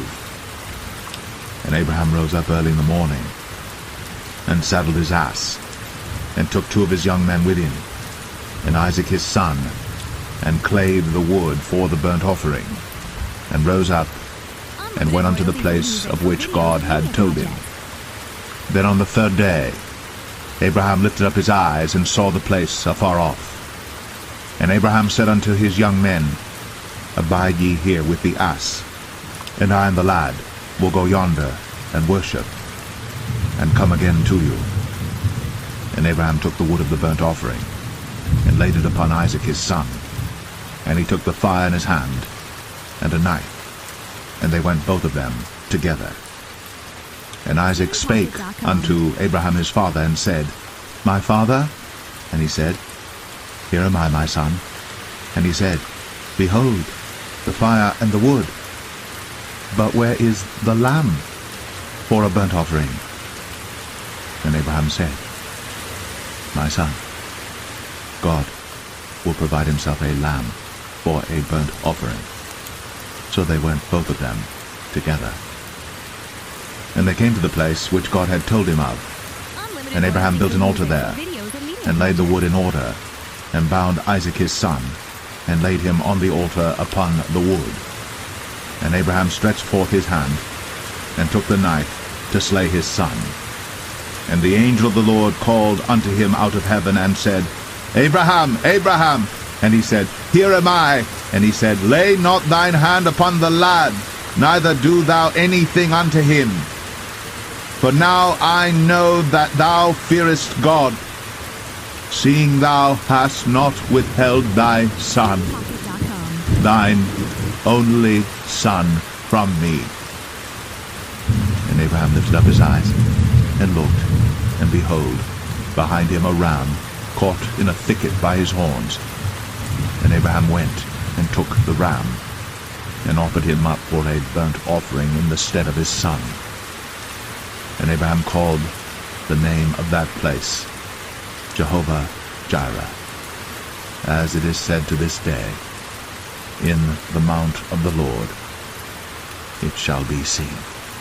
Unlimited royalty-free music And the for angel of the videos and Lord media called unto projects. Abraham out of heaven the second time, and said, By myself have I sworn, saith the Lord, for because thou hast done this thing, and hast not withheld thy son, thine only son, that in blessing I will bless thee, and in multiplying I will multiply thy seed as the stars of the heaven, and as the sand which is upon the seashore, and thy seed shall possess the gate of his enemies. And in thy seed shall all the nations of the earth be blessed, because thou hast obeyed my voice. So Abraham returned unto his young men, and they rose up, and went together to Beersheba. And Abraham dwelt at Beersheba. And it came to pass after these things, that it was told Abraham, saying, Behold, Milcah, she hath also borne children unto thy brother Nahor, Huz his firstborn, and Buz his brother, and Kemuel the father of Aram, and Chesed, and Hazo, and Pildash, and Jidlaph, and Bethuel. And Bethuel begat Rebekah. These 8 Milcah did bear to Nahor, Abraham's brother. And his concubine, whose name was Reumah, she bare also Tebah, and Gaham, and Thahash, and Maacah. TunePocket.com.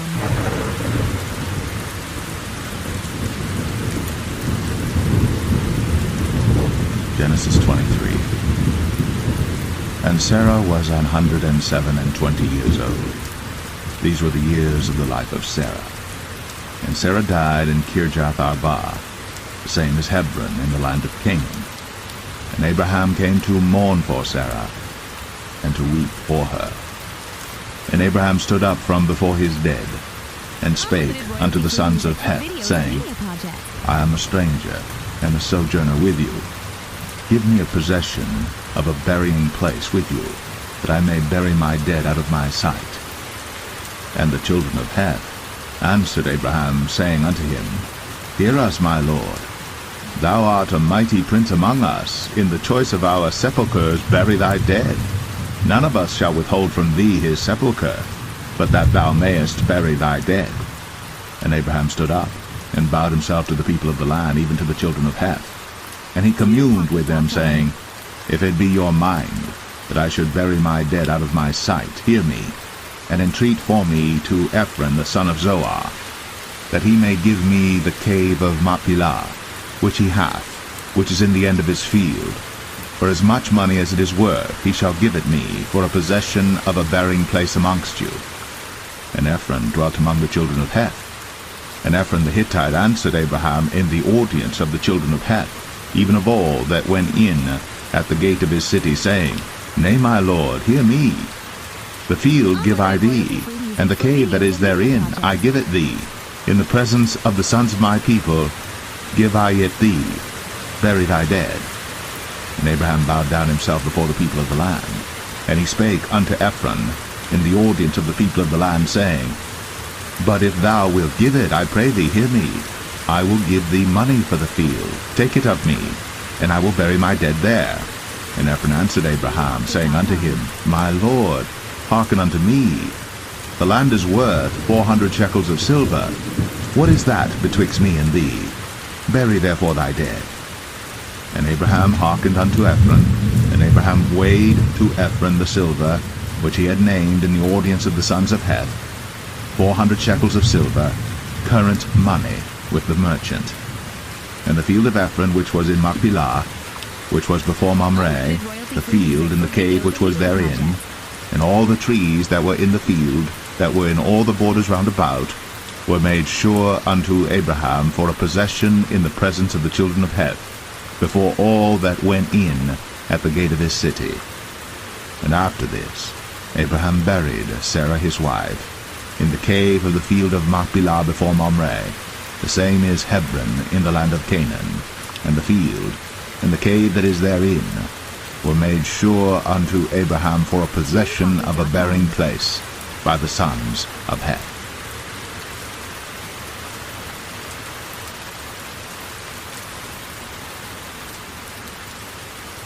Genesis 24. And Abraham was old, and well stricken in age. And the Lord had blessed Abraham in all things. And Abraham said unto his eldest servant of his house, that ruled over all that he had, Put, I pray thee, thy hand under my thigh, and I will make thee swear by the Lord, the God of heaven, and the God of the earth, that thou shalt not take a wife unto my son of the daughters of the Canaanites, among whom I dwell, but thou shalt go unto my country, and to my kindred, and take a wife unto my son Isaac. And the servant said unto him, Peradventure the woman will not be willing to follow me unto this land. Must I needs bring thy son again unto the land from whence thou camest? And Abraham said unto him, Beware thou that thou bring not my son thither again. The Lord God of heaven, which took me from my father's house, and from the land of my kindred, and which spake unto me, and that sware unto me, saying, Unto thy seed will I give this land, he shall send his angel before thee. Thou shalt take a wife unto my son from thence. And if the woman will not be willing to follow thee, then thou shalt be clear from this my oath. Only bring not my son thither again. And the servant put his hand under the thigh of Abraham his master, and sware to him concerning that matter. And the servant took 10 camels of the camels of his master, and departed. For all the goods of his master were in his hand. And he arose, and went to Mesopotamia, unto the city of Nahor. And he made his camels to kneel down without the city by a well of water, at the time of the evening, even the time that women go out to draw water. And he said, O Lord God of my master Abraham, I pray thee, send me good speed this day, and show kindness unto my master Abraham. Behold, I stand here by the well of water, and the daughters of the men of the city come out to draw water. And let it come to pass, that the damsel to whom I shall say, Let down thy pitcher, I pray thee, that I may drink. And she shall say, Drink, and I will give thy camels drink also. Let the same be she that thou hast appointed for thy servant Isaac, and thereby shall I know that thou hast shown kindness unto my master. And it came to pass, before he had done speaking, that behold, Rebekah came out, who was born to Bethuel, son of Milcah, the wife of Nahor, Abraham's brother, with her pitcher upon her shoulder. And the damsel was very fair to look upon, a virgin, neither had any man known her. And she went down to the well, and filled her pitcher, and came up. And the servant ran to meet her, and said, Let me, I pray thee, drink a little water of thy pitcher. And she said, Drink, my lord. And she hasted, and let down her pitcher upon her hand, and gave him drink. And when she had done giving him drink, she said, I will draw water for thy camels also, until they have done drinking. And she hasted, and emptied her pitcher into the trough, and ran again unto the well to draw water, and drew for all his camels. And the man, wondering at her, held his peace, to wit whether the Lord had made his journey prosperous or not. And it came to pass, as the camels had done drinking, that the man took a golden earring of 1/2 shekel weight, and 2 bracelets for her hands of 10 shekels weight of gold, and said, Whose daughter art thou? Tell me, I pray thee, is there room in thy father's house for us to lodge in? And she said unto him, I am the daughter of Bethuel, the son of Milcah, which she bare unto Nahor. She said moreover unto him, We have both straw and provender enough, and room to lodge in. And the man bowed down his head, and worshipped the Lord. And he said, Blessed be the Lord God of my master Abraham, who hath not left destitute my master of his mercy and his truth. I being in the way, the Lord led me to the house of my master's brethren. And the damsel ran, and told them of her mother's house these things. And Rebekah had a brother, and his name was Laban. And Laban ran out unto the man, unto the well. And it came to pass, when he saw the earring and bracelets upon his sister's hands, and when he heard the words of Rebekah his sister, saying, Thus spake the man unto me, that he came unto the man, and behold, he stood by the camels at the well. And he said, Come in, thou blessed of the Lord. Wherefore standest thou without? For I have prepared the house and room for the camels. And the man came into the house, and he ungirded his camels, and gave straw and provender for the camels, and water to wash his feet, and the men's feet that were with him. And there was set meat before him to eat. But he said, I will not eat, until I have told mine errand. And he said, Speak on. And he said, I am Abraham's servant. And the Lord hath blessed my master greatly, and he is become great. And he hath given him flocks, and herds, and silver, and gold, and menservants, and maidservants, and camels, and asses. And Sarah my master's wife bare a son to my master when she was old, and unto him hath he given all that he hath. And my master made me swear, saying, Thou shalt not take a wife to my son of the daughters of the Canaanites in whose land I dwell. But thou shalt go unto my father's house, and to my kindred, and take a wife unto my son. And I said unto my master, Peradventure the woman will not follow me. And he said unto me, The Lord before whom I walk will send his angel with thee, and prosper thy way. And thou shalt take a wife for my son of my kindred, and of my father's house. Then shalt thou be clear from this my oath, when thou comest to my kindred. And if they give not thee one, thou shalt be clear from my oath. And I came this day unto the well, and said, O Lord God of my master Abraham, if now thou do prosper my way which I go, behold, I stand by the well of water. And it shall come to pass that when the virgin cometh forth to draw water, and I say to her, Give me, I pray thee, a little water of thy pitcher to drink. And she say to me, Both drink thou, and I will also draw for thy camels. Let the same be the woman whom the Lord hath appointed out for my master's son. And before I had done speaking in mine heart, behold, Rebekah came forth with her pitcher on her shoulder, and she went down unto the well, and drew water. And I said unto her, Let me drink, I pray thee. And she made haste, and let down her pitcher from her shoulder, and said, Drink, and I will give thy camels drink also. So I drank, and she made the camels drink also. And I asked her, and said, Whose daughter art thou? And she said, The daughter of Bethuel, Nahor's son, whom Milcah bare unto him. And I put the earring upon her face, and the bracelets upon her hands.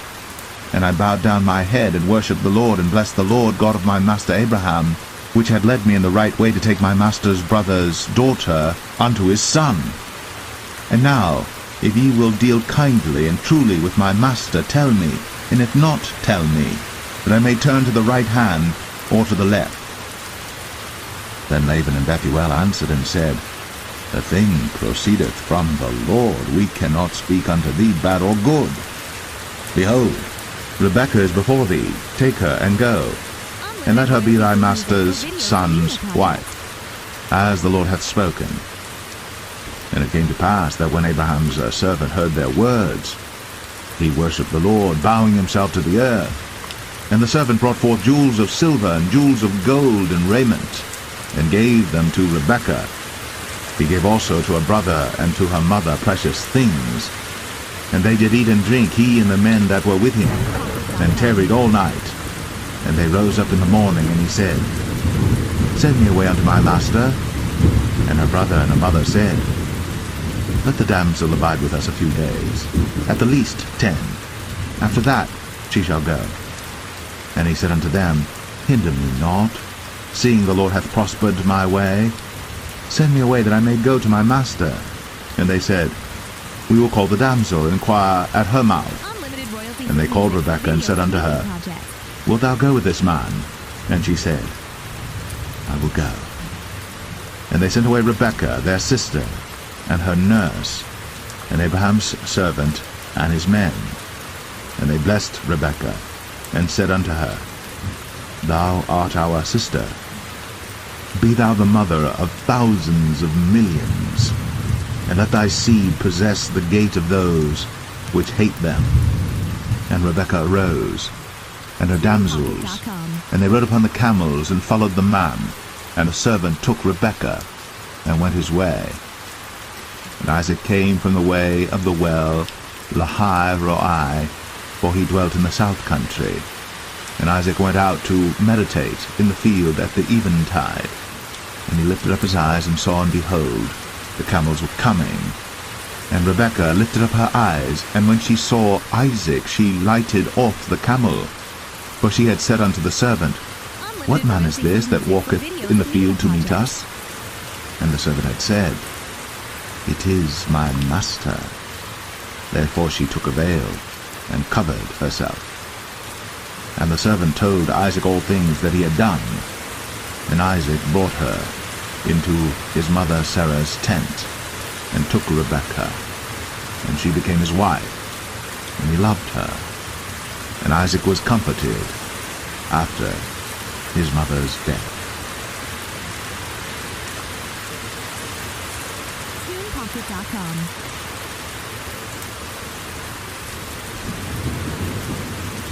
Genesis 25. Then again Abraham took a wife, and her name was Keturah. And she bare him Zimran, and Jokshan, and Medan, and Midian, Ishbak, and Shua. And Jokshan begat Sheba and Dedan. And the sons of Dedan were Ashrim, and Letashim, and Leumim. And the sons of Midian, Ephah, and Ephah, and Hanok, and Abidah, and Eldaah. All these were the children of Keturah.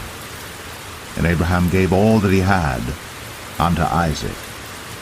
But unto the sons of the concubines which Abraham had, Abraham gave gifts, and sent them away from Isaac his son, while he yet lived, eastward unto the east country. And these are the days of the years of Abraham's life which he lived, 180 years. Then Abraham gave up the ghost, and died in a good old age, an old man, and full of years, and was gathered to his people. And his sons Isaac and Ishmael buried him in the cave of Machpelah in the field of Ephron the son of Zoar the Hittite, which is before Mamre, the field which Abraham purchased of the sons of Heth. There was Abraham buried, and Sarah his wife. And it came to pass after the death of Abraham that God blessed his son Isaac, and Isaac dwelt by the well, Lahai Roi. Now these are the generations of Ishmael, Abraham's son, whom Hagar the Egyptian, Sarah's handmaid, bare unto Abraham. And these are the names of the sons of Ishmael, by their names according to their generations: the firstborn of Ishmael, Nebajoth, and Kedar, and Abiel, and Mibsam, and Mishma, and Dumah, and Massa, Hadar, and Tema, Jetur, Naphish, and Kedemah. These are the sons of Ishmael, and these are their names by their towns and by their castles, 12 princes according to their nations. And these are the years of the life of Ishmael, 137 years. And he gave up the ghost, and died, and was gathered unto his people. And they dwelt from Havilah unto Shur, that is before Egypt, as thou goest toward Assyria. And he died in the presence of all his brethren. And these are the generations of Isaac, Abraham's son. Abraham begat Isaac. And Isaac was 40 years old when he took Rebekah to wife, the daughter of Bethuel the Syrian of Padan Aram, the sister to Laban the Syrian. And Isaac entreated the Lord for his wife, because she was barren. And the Lord was entreated of him, and Rebekah his wife conceived. And the children struggled together within her. And she said, If it be so, why am I thus? And she went to inquire of the Lord. And the Lord said unto her, 2 nations are in thy womb, and 2 manner of people shall be separated from thy bowels. And the one people shall be stronger than the other people, and the elder shall serve the younger. And when her days to be delivered were fulfilled, behold, there were twins in her womb. And the first came out red, all over, like an hairy garment. And they called his name Esau. And after that came his brother out, and his hand took hold on Esau's heel, and his name was called Jacob. And Isaac was 80 years old when she bare them. And the boys grew, and Esau was a cunning hunter, a man of the field, and Jacob was a plain man, dwelling in tents. And Isaac loved Esau because he did eat of his venison, but Rebekah loved Jacob. And Jacob sowed pottage, and Esau came from the field, and he was faint. And Esau said to Jacob, Feed me, I pray thee, with that same red pottage, for I am faint. Therefore was his name called Edom. And Jacob said, Sell me this day thy birthright. And Esau said, Behold, I am at the point to die, and what profit shall this birthright do to me? And Jacob said, Swear to me this day, And he sware unto him, and he sold his birthright unto Jacob. Then Jacob gave Esau bread and pottage of lentils, and he did eat and drink, and rose up, and went his way. Thus Esau despised his birthright.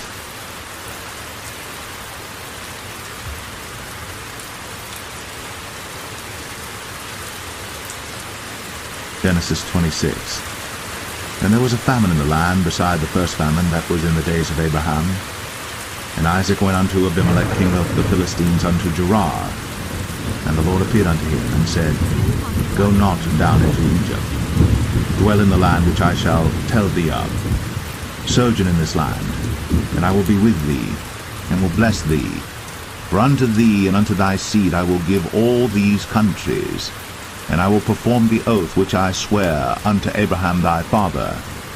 And I will make thy seed to multiply as the stars of heaven, and will give unto thy seed all these countries, and in thy seed shall all the nations of the earth be blessed, because that Abraham obeyed my voice, and kept my charge, my commandments, my statutes, and my laws. And Isaac dwelt in Gerar. And the men of the place asked him of his wife, and he said, She is my sister. For he feared to say, She is my wife, lest, said he, the men of the place should kill me for Rebekah, because she was fair to look upon. And it came to pass, when he had been there a long time, that Abimelech king of the Philistines looked out at a window, and saw, and behold, Isaac was sporting with Rebekah his wife. And Abimelech called Isaac, and said, Behold, of a surety she is thy wife. And how saidst thou, She is my sister?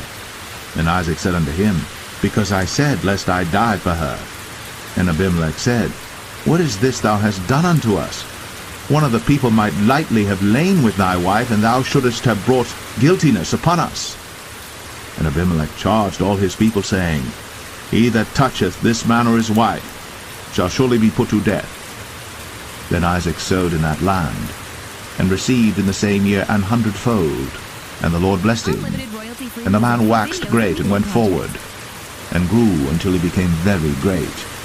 For he had possession of flocks, and possession of herds, and great store of servants. And the Philistines envied him. For all the wells which his father's servants had digged in the days of Abraham his father, the Philistines had stopped them, and filled them with earth. And Abimelech said unto Isaac, Go from us, for thou art much mightier than we. And Isaac departed thence, and pitched his tent in the valley of Gerar, and dwelt there. And Isaac digged again the wells of water which they had digged in the days of Abraham his father, for the Philistines had stopped them after the death of Abraham, and he called their names after the names by which his father had called them. And Isaac's servants digged in the valley, and found there a well of springing water. And the herdmen of Gerar did strive with Isaac's herdmen, saying, The water is ours. And he called the name of the well Esek, because they strove with him. And they digged another well, and strove for that also. And he called the name of it Sitnah. And he removed from thence, and digged another well, and for that they strove not. And he called the name of it Rehoboth. And he said, For now the Lord hath made room for us, and we shall be fruitful in the land. And he went up from thence to Beersheba. And the Lord appeared unto him the same night, and said, I am the God of Abraham thy father. Fear not, for I am with thee, and will bless thee, and multiply thy seed for my servant Abraham's sake. And he builded an altar there, and called upon the name of the Lord, and pitched his tent there. And there Isaac's servants digged a well. Then Abimelech went to him from Gerar, and Ahuzzath, one of his friends, and Phicol, the chief captain of his army. And Isaac said unto them, Wherefore come ye to me, seeing ye hate me, and have sent me away from you?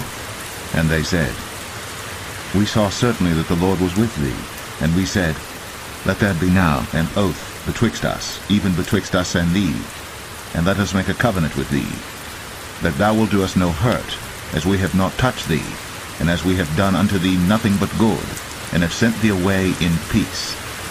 Thou art now the blessed of the Lord. And he made them a feast, and they did eat and drink. And they rose up betimes in the morning, and sware one to another. And Isaac sent them away, and they departed from him in peace. And it came to pass the same day that Isaac's servants came, and told him concerning the well which they had digged, and said unto him, We have found water. And he called it Sheba. Therefore the name of the city is Beersheba unto this day. And Esau was 40 years old when he took to wife Judith, the daughter of Beri the Hittite, and Bashemath, the daughter of Elon the Hittite, which were a grief of mind unto Isaac and to Rebekah.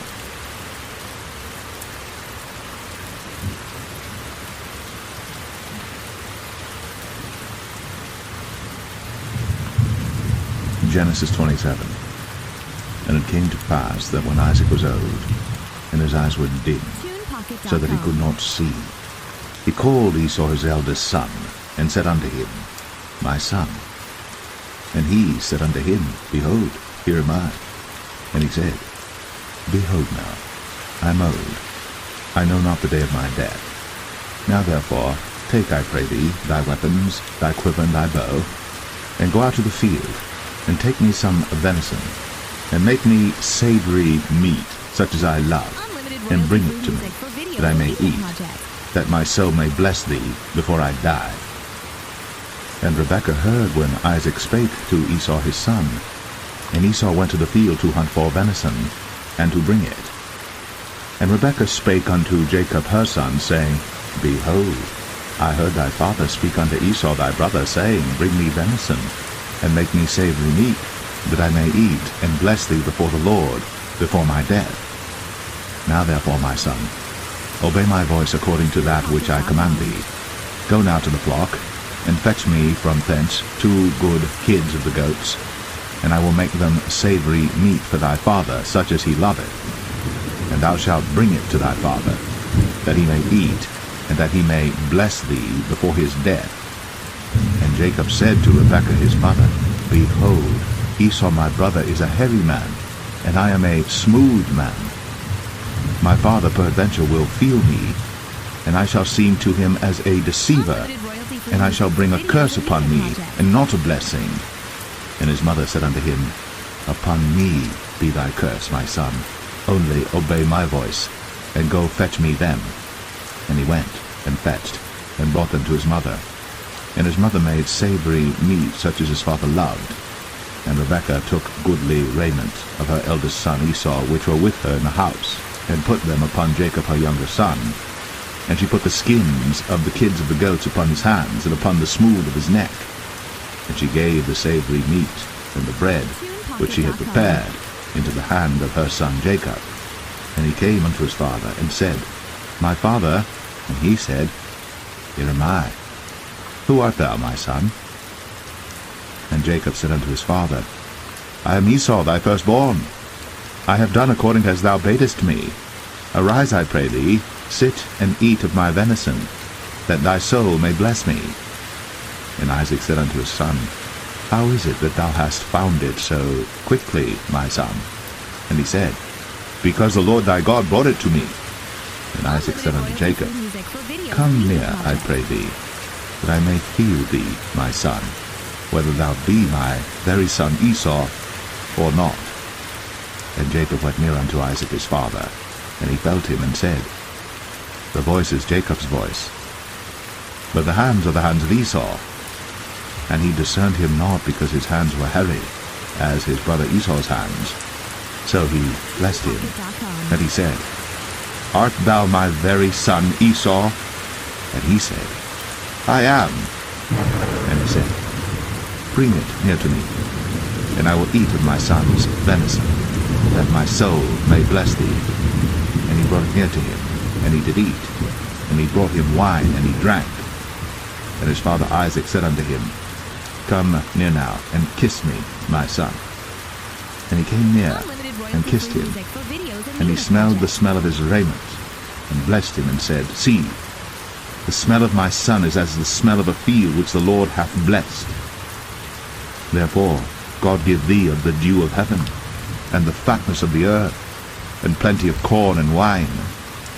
Let people serve thee, and nations bow down to thee.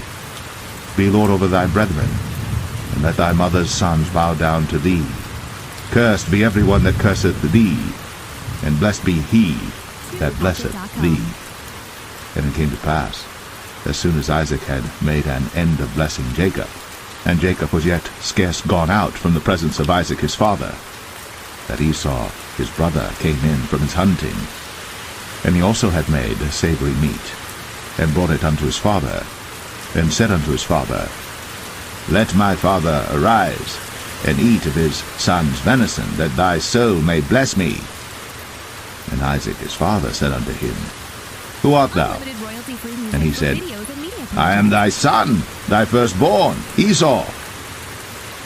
And Isaac trembled very exceedingly, and said, Who? Where is he that hath taken venison and brought it me? And I have eaten of all before thou camest, and have blessed him, yea, and he shall be blessed. And when Esau heard the words of his father, he cried with a great and exceeding bitter cry, and said unto his father, Bless me, even me also, O my father. And he said, Thy brother came with subtlety, and hath taken away thy blessing. And he said, Is not he rightly named Jacob? For he hath supplanted me these 2 times. He took away my birthright, and behold, now he hath taken away my blessing. And he said, Hast thou not reserved a blessing for me? And Isaac answered and said unto Esau, Behold, I have made him thy lord, and all his brethren have I given to him for servants, and with corn and wine have I sustained him. And what shall I do now unto thee, my son? And Esau said unto his father, Hast thou but one blessing, my father? Bless me, even me also, O my father. And Esau lifted up his voice and wept. And Isaac his father answered and said unto him, Behold, thy dwelling shall be the fatness of the earth, and of the dew of heaven from above. And by thy sword shalt thou live, and shalt serve thy brother. And it shall come to pass that when thou shalt have the dominion, that thou shalt break his yoke from off thy neck. And Esau hated Jacob, because of the blessing wherewith his father blessed him. And Esau said in his heart, The days of mourning for my father are at hand. Then will I slay my brother Jacob. And these words of Esau her elder son were told to Rebekah, and she sent and called Jacob her younger son, and said unto him, Behold, thy brother Esau, as touching thee, doth comfort himself, purposing to kill thee. Now therefore, my son, obey my voice and arise. Flee thou to Laban my brother, to Haran, and tarry with him a few days, until thy brother's fury turn away, until thy brother's anger turn away from thee, and he forget that which thou hast done to him. Then I will send and fetch thee from thence. Why should I be deprived also of you both in one day? And Rebekah said to Isaac, I am weary of my life because of the daughters of Heth. If Jacob take a wife of the daughters of Heth, such as these which are of the daughters of the land, what good shall my life do me?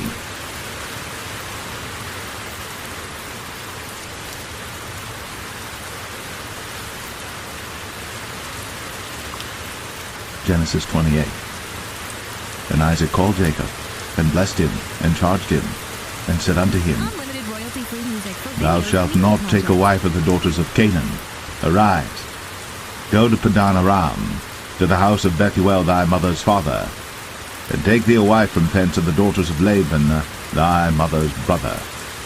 And God Almighty bless thee, and make thee fruitful, and multiply thee, that thou mayest be a multitude of people, and give thee the blessing of Abraham to thee, to thy seed with thee, that thou mayest inherit the land wherein thou art a stranger, which God gave unto Abraham. Isaac sent away Jacob, and he went to Padan Aram unto Laban, son of Bethuel the Syrian, the brother of Rebekah, Jacob's and Esau's mother. When Esau saw that Isaac had blessed Jacob, and sent him away to Padan Aram, to take him a wife from thence, and that as he blessed him he gave him a charge, saying, Thou shalt not take a wife of the daughters of Canaan, and that Jacob obeyed his father and his mother, and was gone to Padan Aram. And Esau, seeing that the daughters of Canaan pleased not Isaac his father, then went Esau unto Ishmael, and took unto the wife which he had Mahalath, the daughter of Ishmael, Abraham's son, the sister of Nebajoth, to be his wife. And Jacob went out from Beersheba, and went toward Haran. And he lighted upon a certain place, and tarried there all night, because the sun was set. And he took of the stones of that place, and put them for his pillows, and lay down in that place to sleep.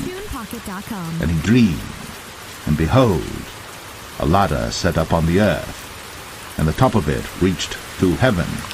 And behold, the angels of God ascending and descending on it.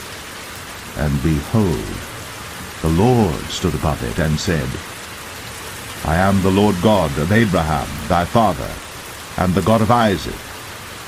The land whereon thou liest, to thee will I give it, and to thy seed. And thy seed shall be as the dust of the earth, and thou shalt spread abroad to the west, and to the east, and to the north, and to the south.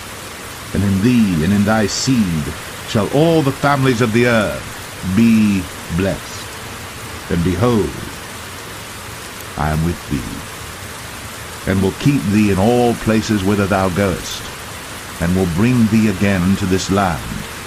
For I will not leave thee until I have done that which I have spoken to thee of. And Jacob awaked out of his sleep, and he said, Surely the Lord is in this place, and I knew it not. And he was afraid, and said, How dreadful is this place! This is none other but the house of God, and this is the gate of heaven. And Jacob rose up early in the morning, and took the stone that he had put for his pillows, and set it up for a pillar, and poured oil upon the top of it. And he called the name of that place Bethel, but the name of that city was called Luz at the first. And Jacob vowed a vow, saying, If God will be with me, and will keep me in this way that I go, and will give me bread to eat, and raiment to put on, so that I come again to my father's house in peace, then shall the Lord be my God. And this stone which I have set up for a pillar shall be God's house. And of all that thou shalt give me, I will surely give the 10th unto thee.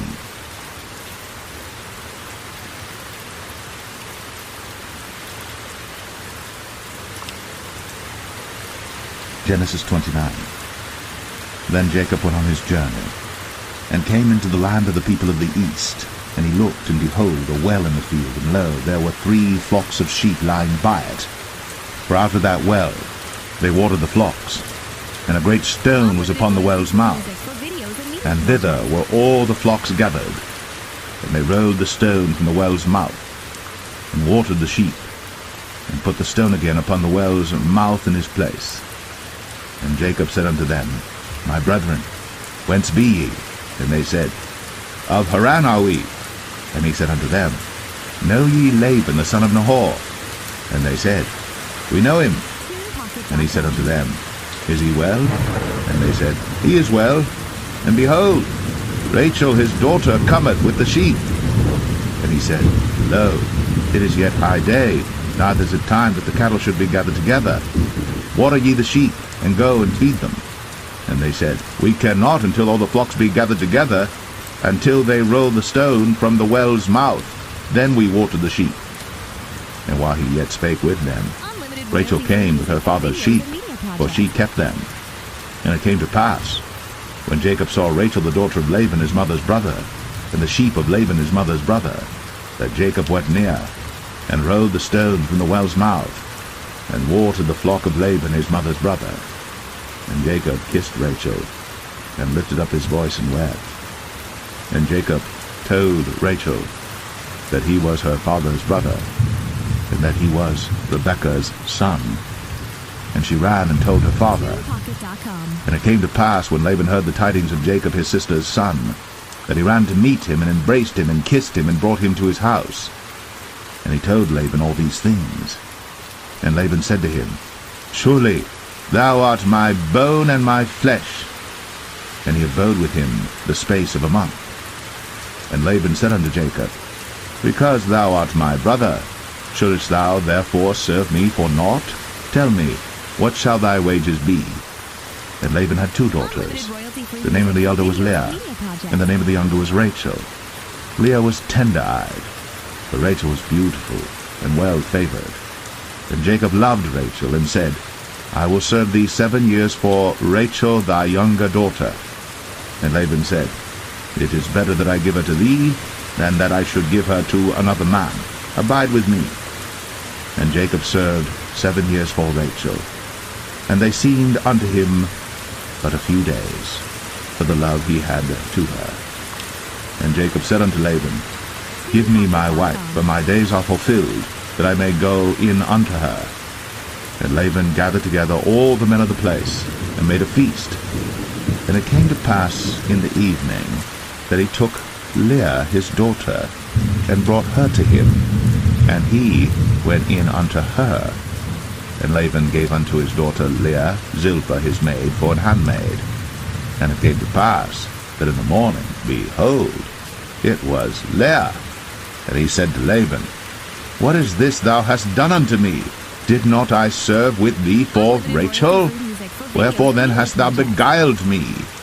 And Laban said, It must not be so done in our country to give the younger before the firstborn. Fulfill her week, and we will give thee this also for the service which thou shalt serve with me yet 7 other years. And Jacob did so, and fulfilled her week, and he gave him Rachel his daughter to wife also. And Laban gave to Rachel his daughter Bilhah his handmaid to be her maid. And he went in also unto Rachel, and he loved also Rachel more than Leah, and served with him yet 7 other years. And when the Lord saw that Leah was hated, he opened her womb. But Rachel was barren, and Leah conceived, and bare a son. And she called his name Reuben, for she said, Surely the Lord hath looked upon my affliction, now therefore my husband will love me. And she conceived again, and bare a son, and said, Because the Lord hath heard that I was hated, he hath therefore given me this son also. And she called his name Simeon. And she conceived again, and bare a son, and said, Now this time will my husband be joined unto me, because I have borne him 3 sons. Therefore was his name called Levi. And she conceived again, and bare a son, and she said, Now will I praise the Lord. Therefore she called his name Judah, and left bearing.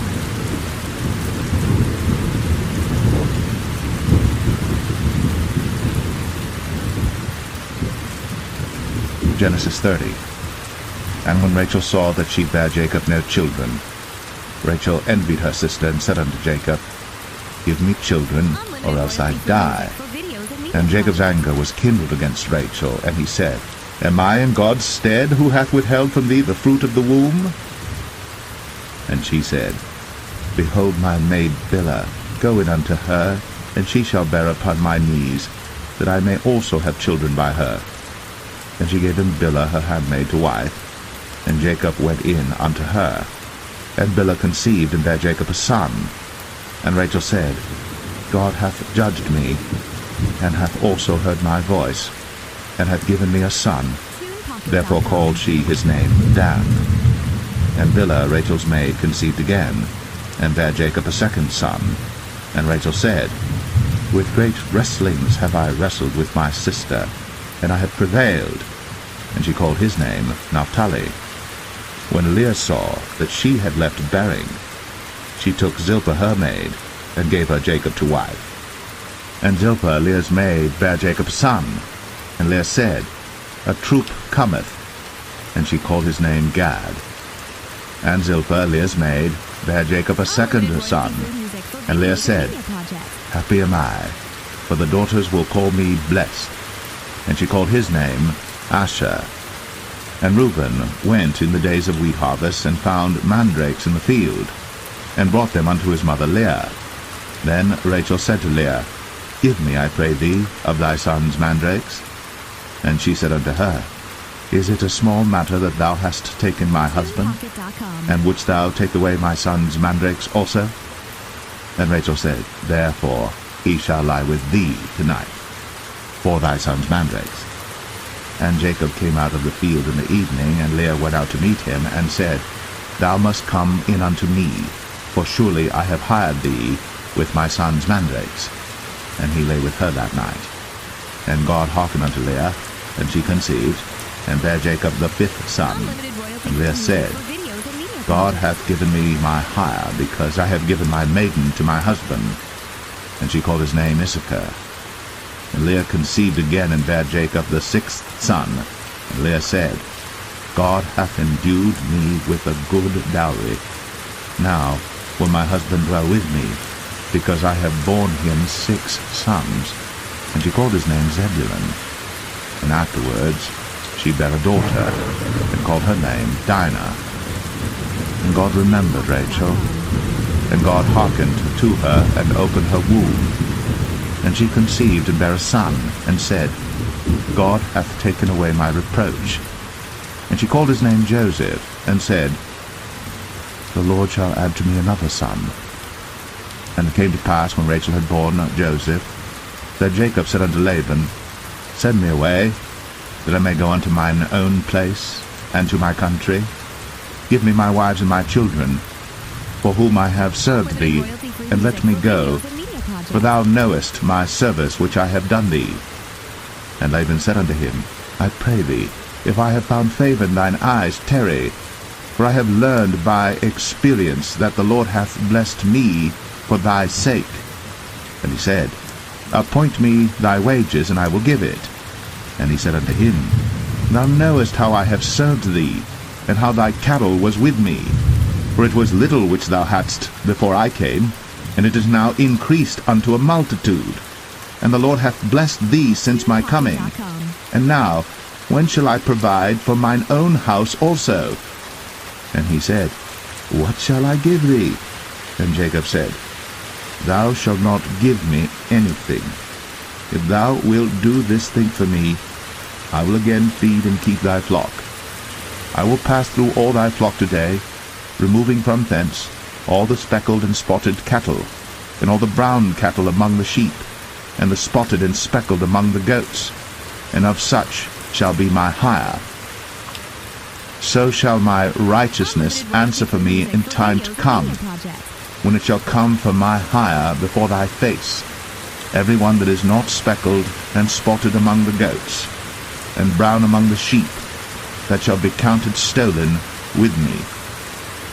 And Laban said, Behold, I would it might be according to thy word. And he removed that day the he-goats that were ring-straked and spotted, and all the she-goats that were speckled and spotted, and every one that had some white in it, and all the brown among the sheep, and gave them into the hand of his son. And he set 3 days' journey betwixt himself and Jacob, and Jacob fed the rest of Laban's flocks. And Jacob took him rods of green poplar, and of the hazel and chestnut tree, and pilled white strakes in them, and made the white appear which was in the rods. And he set the rods which he had pilled before the flocks in the gutters, in the watering troughs, when the flocks came to drink, that they should conceive when they came to drink.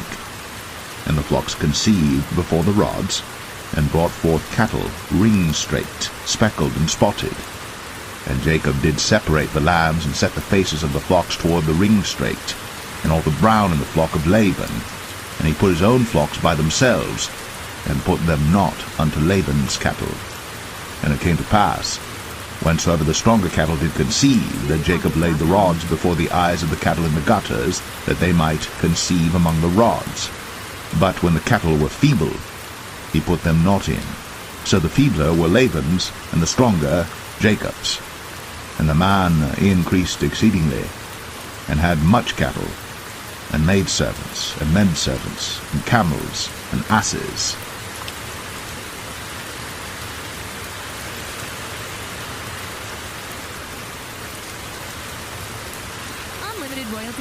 Genesis 31. And he heard the words of Laban's sons, saying, Jacob hath taken away all that was our father's, and of that which was our father's hath he gotten all this glory. And Jacob beheld the countenance of Laban, and behold, it was not toward him as before. And the Lord said unto Jacob, Return unto the land of thy fathers, and to thy kindred, and I will be with thee. And Jacob sent and called Rachel and Leah to the field unto his flock, and said unto them, I see your father's countenance, that it is not toward me as before, but the God of my father hath been with me. And ye know that with all my power I have served your father. And your father hath deceived me, and changed my wages 10 times. But God suffered him not to hurt me. If he said thus, The speckled shall be thy wages, then all the cattle bear speckled. And if he said thus, The ringstraked shall be thy hire, then bear all the cattle ringstraked. Thus God hath taken away the cattle of your father, and given them to me. And it came to pass at the time that the cattle conceived, that I lifted up mine eyes, and saw in a dream, and behold, the rams which leaped upon the cattle were ringstraked, speckled, and grizzled. And the angel of God spake unto me in a dream, saying, Jacob. And I said, Here am I. And he said, Lift up now thine eyes, and see all the rams which leap upon the cattle are ringstraked, speckled, and grizzled. For I have seen all that Laban doeth unto thee. I am the God of Bethel, where thou anointest the pillar, and where thou vowest a vow unto me. Now arise, get thee out from this land, and return unto the land of thy kindred. And Rachel and Leah answered and said unto him, Is there yet any portion or inheritance for us in our father's house? Are we not counted of him strangers? For he hath sold us, and hath quite devoured also our money. For all the riches which God hath taken from our father, that is ours and our children's. Now then, whatsoever God hath said unto thee, do. Then Jacob rose up, and set his sons and his wives upon camels. And he carried away all his cattle, and all his goods which he had gotten, the cattle of his getting which he had gotten in Padan Aram, for to go to Isaac his father in the land of Canaan. And Laban went to shear his sheep, and Rachel had stolen the images that were her father's. And Jacob stole away unawares to Laban the Syrian, in that he told him not that he fled. So he fled with all that he had, and he rose up and passed over the river, and set his face toward the Mount Gilead. And it was told Laban on the 3rd day that Jacob was fled. And he took his brethren with him, and pursued after him 7 days' journey, and they overtook him in the Mount Gilead. And God came to Laban the Syrian in a dream by night, and said unto him, Take heed that thou speak not to Jacob either good or bad. Then Laban overtook Jacob. Now Jacob had pitched his tent in the mount, and Laban with his brethren pitched in the Mount of Gilead. And Laban said to Jacob, What hast thou done, that thou hast stolen away unawares to me, and carried away my daughters as captives taken with the sword? Wherefore didst thou flee away secretly, and steal away from me, and didst not tell me, that I might have sent thee away with mirth, and with songs, with tabret, and with harp, and hast not suffered me to kiss my sons and my daughters? Thou hast now done foolishly in so doing. It is in the power of my hand to do you hurt. But the God of your father spake unto me yesternight, saying, Take thou heed that thou speak not to Jacob either good or bad. And now, though thou wouldst needs be gone, because thou sore longest after thy father's house, yet wherefore hast thou stolen my gods? And Jacob answered and said to Laban, Because I was afraid, for I said, Peradventure thou wouldst take by force thy daughters from me. With whomsoever thou findest thy gods, let him not live. Before our brethren discern thou what is thine with me, and take it to thee. For Jacob knew not that Rachel had stolen them. And Laban went into Jacob's tent, and into Leah's tent, and into the 2 maidservants' tents, but he found them not. Then went he out of Leah's tent, and entered into Rachel's tent. Now Rachel had taken the images, and put them in the camel's furniture, and sat upon them. And Laban searched all the tent, but found them not. And she said to her father, Let it not displease my lord that I cannot rise up before thee, but the custom of women was upon me. And he searched, but found not the images. And Jacob was wroth and chode with Laban. And Jacob answered and said to Laban, What is my trespass? What is my sin that thou hast so hotly pursued after me? Whereas thou hast searched all my stuff, what hast thou found of all thy household stuff? Set it here before my brethren and thy brethren, that they may judge betwixt us both. This 20 years have I been with thee. Thy ewes and thy she-goats have not cast their young, and the rams of thy flock have I not eaten. That which was torn of beasts I brought not unto thee. I bear the loss of it. Of my hand didst thou require it, whether stolen by day or stolen by night. Thus I was. In the day the drought consumed me, and the frost by night, and my sleep departed from mine eyes. Thus have I been 20 years in thy house. I served thee 14 years for thy 2 daughters, and 6 years for thy cattle, and thou hast changed my wages 10 times. Except the God of my father, the God of Abraham, and the fear of Isaac had been with me, surely thou hadst sent me away now empty. God hath seen my affliction, and the labor of my hands, and rebuked thee yesternight. And Laban answered and said unto Jacob, These daughters are my daughters, and these children are my children, and these cattle are my cattle, and all that thou seest is mine.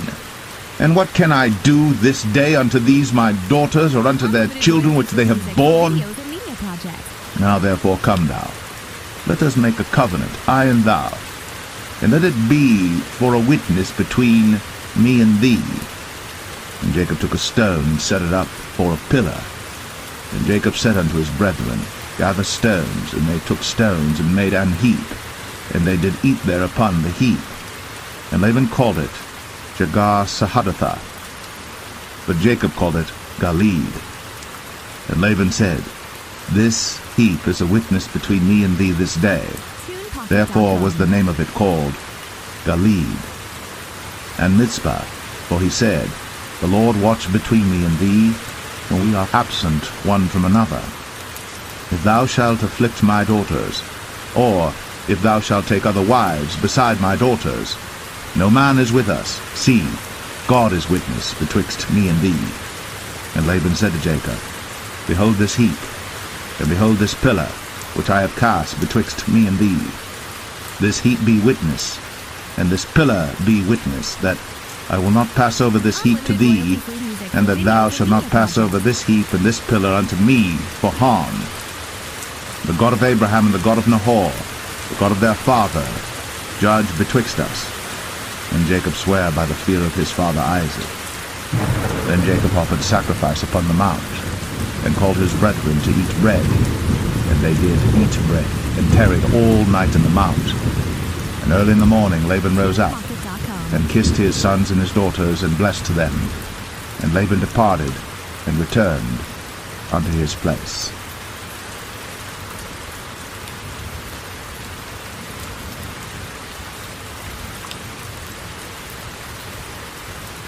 Genesis 32.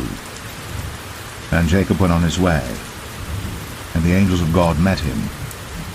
And when Jacob saw them, he said, This is God's host. And he called the name of that place Mahanaim.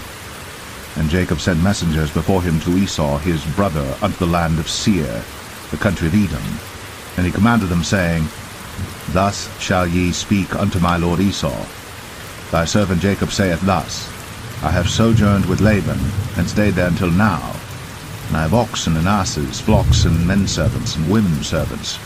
And I have sent to tell my lord that I may find grace in thy sight. And the messengers returned to Jacob, saying, We came to thy brother Esau, and also he cometh to meet thee, and 400 men with him. Then Jacob was greatly afraid and distressed. And he divided the people that was with him, and the flocks and herds, and the camels, into 2 bands, and said, If Esau come to the one company and smite it, then the other company which is left shall escape. And Jacob said, O God of my father Abraham, and God of my father Isaac, the Lord which saidest unto me, Return unto thy country, and to thy kindred, and I will deal well with thee. I am not worthy of the least of all the mercies, and of all the truth which thou hast shown unto thy servant. For with my staff I passed over this Jordan, now I am become 2 bands. Deliver me, I pray thee, from the hand of my brother, from the hand of Esau, for I fear him, lest he will come and smite me, and the mother with the children. And thou saidest, I will surely do thee good, and make thy seed as the sand of the sea, which cannot be numbered for multitude. And he lodged there that same night, and took of that which came to his hand a present for Esau his brother, 200 she-goats, and 20 he-goats, 200 ewes, and 20 rams, 30 milch camels with their coats, 40 kine, and 10 bulls, 20 she-asses, and 10 foals.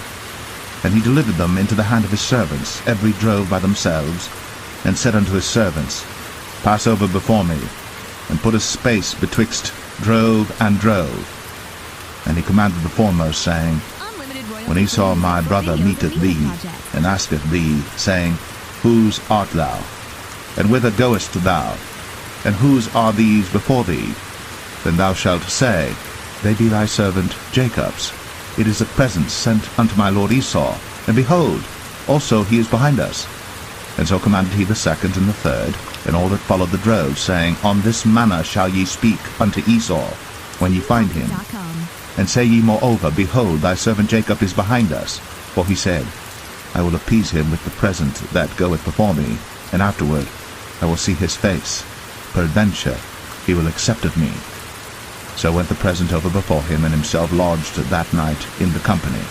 And he rose up that night, and took his 2 wives, and his 2 women servants, and his 11 sons, and passed over the ford Jabbok. And he took them, and sent them over the brook, and sent over that he had.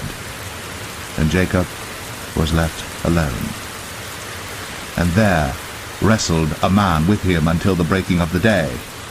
And when he saw that he prevailed not against him, he touched the hollow of his thigh.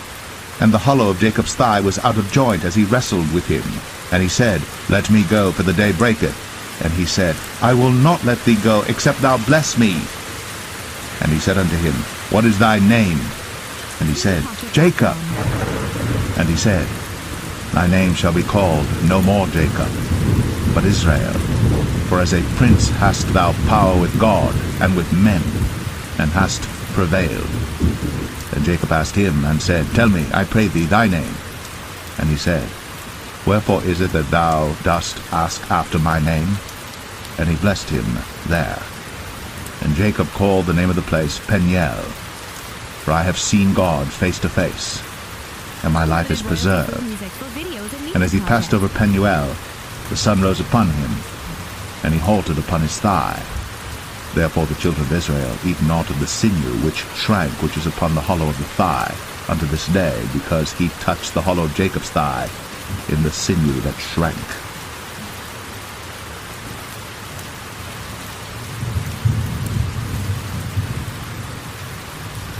Genesis 33.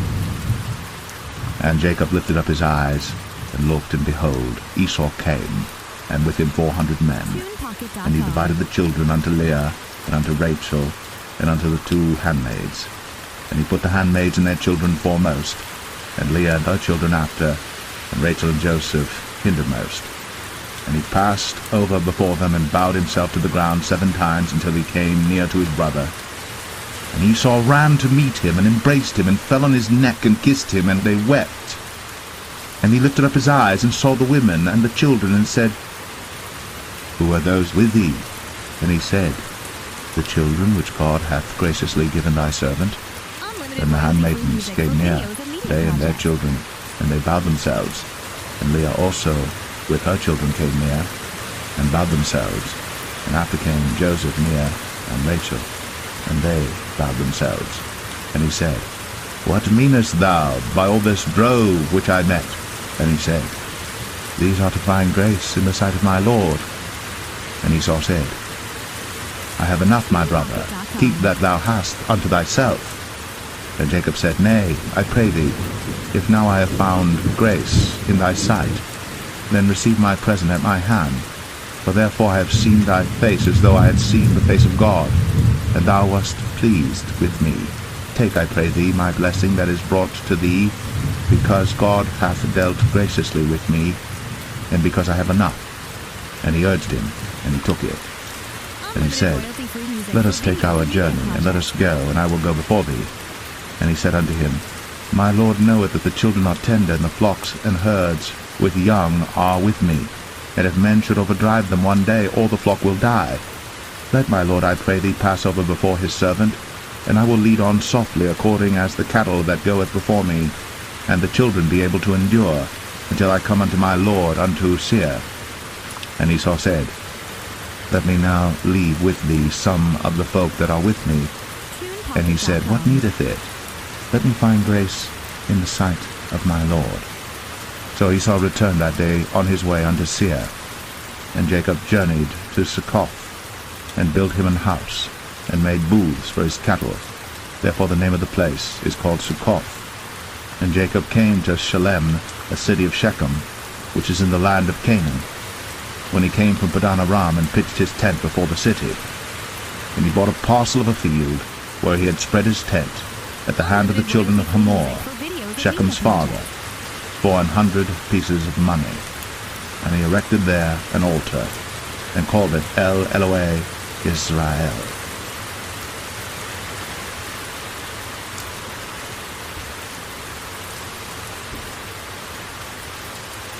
Genesis 34.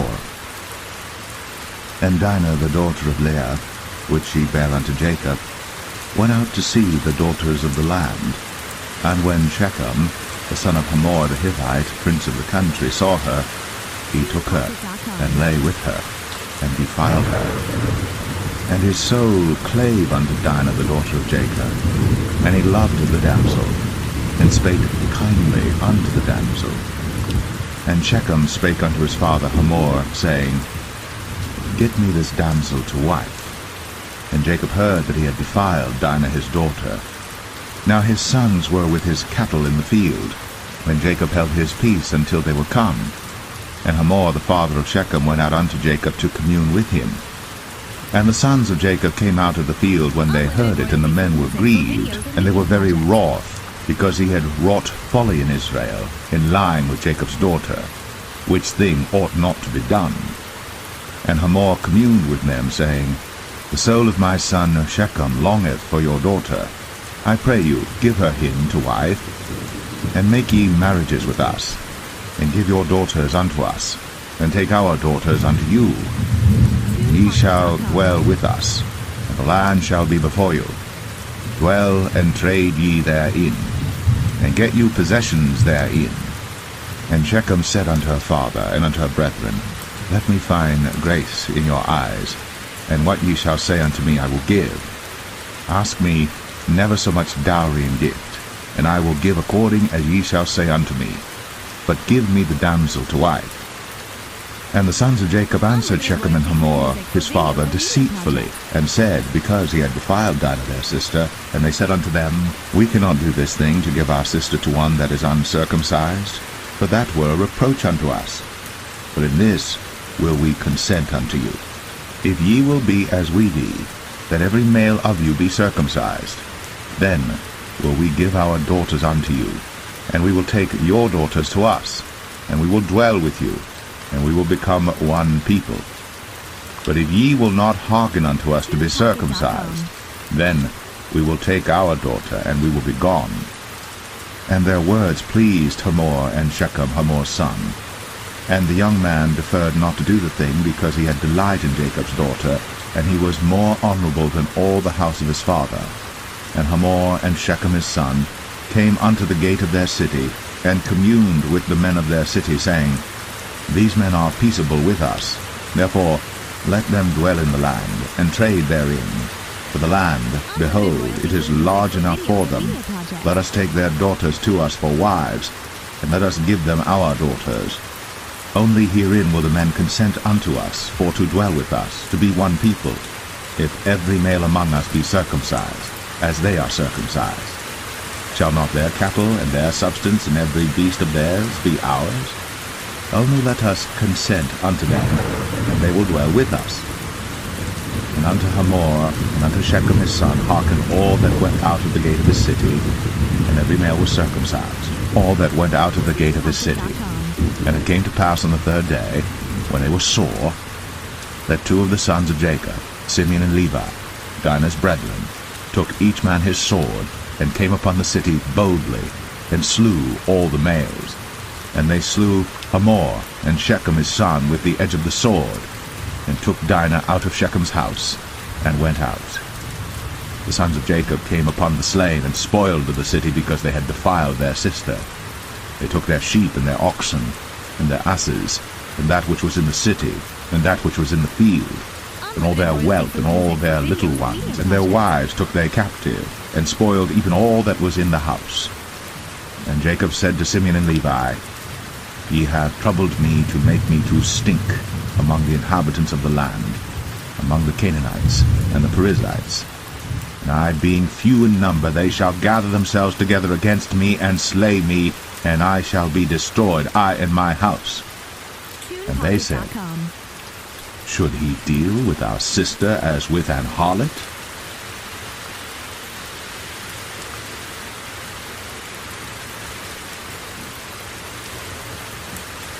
Genesis 35. And God said unto Jacob, Arise, go up to Bethel, and dwell there, and make there an altar unto God, that appeared unto thee when thou fleddest from the face of Esau thy brother. Then Jacob said unto his household and to all that were with him, Put away the strange gods that are among you, and be clean, and change your garments, and let us arise, and go up to Bethel, and I will make there an altar unto God, who answered me in the day of my distress, and was with me in the way which I went.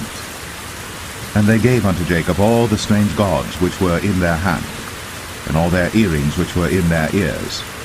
And Jacob hid them under the oak which was by Shechem. And they journeyed, and the terror of God was upon the cities that were round about them, and they did not pursue after the sons of Jacob.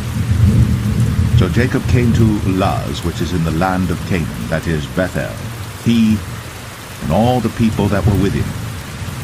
And he built there an altar, and called the place El Bethel, because there God appeared unto him, when he fled from the face of his brother. But Deborah, Rebekah's nurse, died, and she was buried beneath Bethel, under an oak. And the name of it was called Elon Bar-Koth. And God appeared unto Jacob again when he came out of Padan Aram, and blessed him. And God said unto him, Thy name is Jacob. Thy name shall not be called any more Jacob, but Israel shall be thy name. And he called his name Israel. And God said unto him, I am God Almighty. Be fruitful and multiply. A nation and a company of nations shall be of thee, and kings shall come out of thy loins. And the land which I gave Abraham and Isaac, to thee I will give it, and to thy seed after thee will I give the land. And God went up from him in the place where he talked with him. And Jacob set up a pillar in the place where he talked with him, even a pillar of stone. And he poured a drink offering thereon, and he poured oil thereon. And Jacob called the name of the place where God spake with him, Bethel. And they journeyed from Bethel. And there was but a little way to come to Ephrath. And Rachel travailed, and she had hard labor. And it came to pass, when she was in hard labor, that the midwife said unto her, Fear not, thou shalt have this son also. And it came to pass, as her soul was in departing, for she died, that she called his name Ben-Oni, but his father called him Benjamin. And Rachel died, and was buried in the way to Ephrath, which is Bethlehem. And Jacob set a pillar upon her grave, that is, the pillar of Rachel's grave, unto this day. And Israel journeyed, and spread his tent beyond the tower of Adar. And it came to pass, when Israel dwelt in that land, that Reuben went and lay with Bilhah his father's concubine. And Israel heard it, Now the sons of Jacob were 12. The sons of Leah, Reuben, Jacob's firstborn, and Simeon, and Levi, and Judah, and Issachar, and Zebulun. The sons of Rachel, Joseph and Benjamin. And the sons of Bilhah, Rachel's handmaid, Dan and Naphtali. And the sons of Zilpah, Leah's handmaid, Gad and Asher. These are the sons of Jacob, which were born to him in Padan Aram.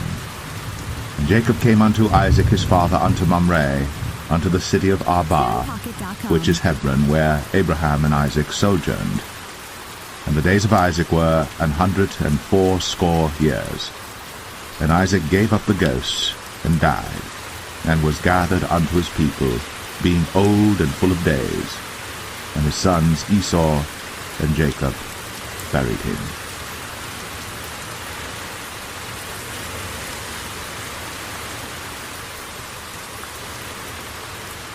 Genesis 36. Now these are the generations of Esau, who is Edom. Esau took his wives of the daughters of Canaan, Adah the daughter of Elon the Hittite, and Aholibamah the daughter of Anah the daughter of Zibeon the Hivite, and Bashemath, Ishmael's daughter, sister of Nebajoth. And Adah bare to Esau Eliphaz, and Bashemath bare Ruel. And Aholibamah bare Jeush, and Jalam, and Korah. These are the sons of Esau, which were born unto him in the land of Canaan. And Esau took his wives, and his sons, and his daughters, and all the persons of his house, and his cattle, and all his beasts, and all his substance, which he had got in the land of Canaan, and went into the country from the face of his brother Jacob. For their riches were more than that they might dwell together, and the land wherein they were strangers could not bear them because of their cattle. Thus dwelt Esau in Mount Seir. Esau is Edom. And these are the generations of Esau, the father of the Edomites, in Mount Seir. These are the names of Esau's sons: Eliphaz, the son of Adah, the wife of Esau; Ruel, the son of Bashemath, the wife of Esau. And the sons of Eliphaz were Teman, Omar, Zepho, and Gatam, and Kenaz.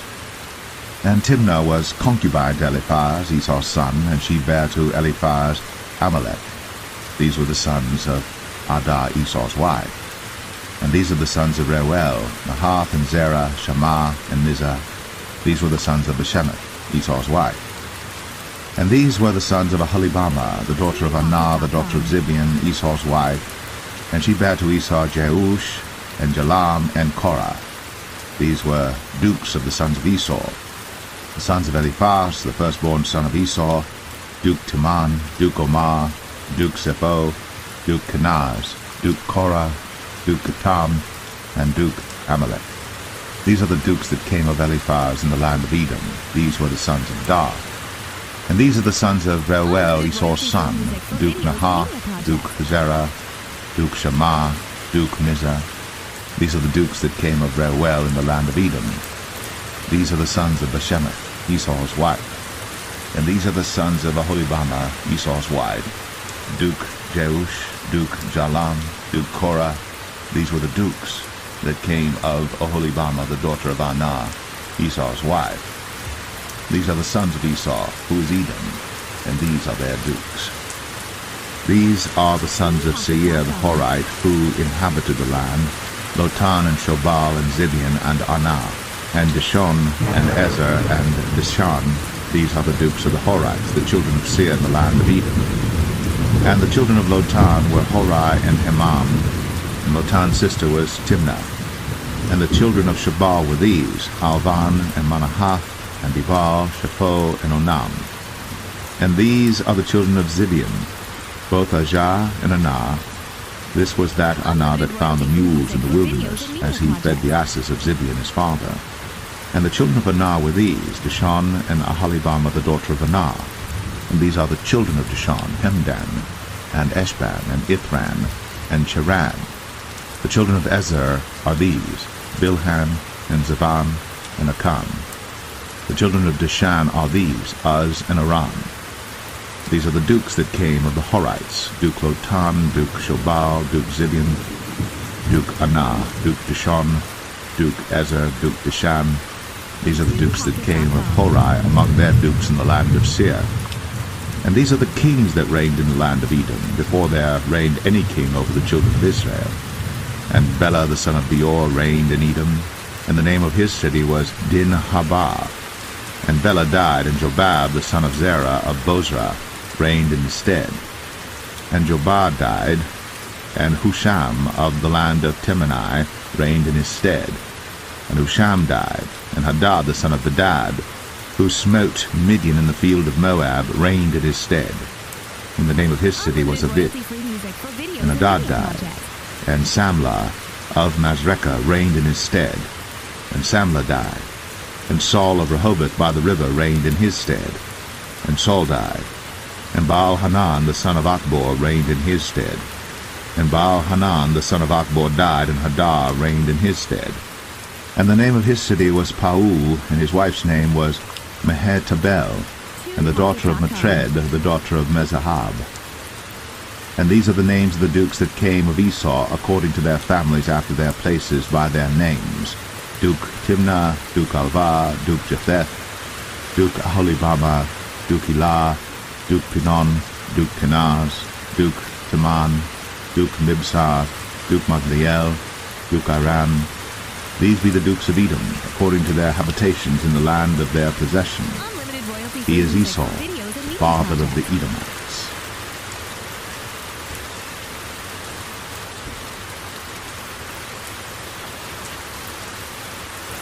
Genesis 37. And Jacob dwelt in the land wherein his father was a stranger, in the land of Canaan. These are the generations of Jacob. Joseph, being 17 years old, was feeding the flock with his brethren, and the lad was with the sons of Bilhah, and with the sons of Zilpah, his father's wives. And Joseph brought unto his father their evil report. Now Israel loved Joseph more than all his children, because he was the son of his old age. And he made him a coat of many colors.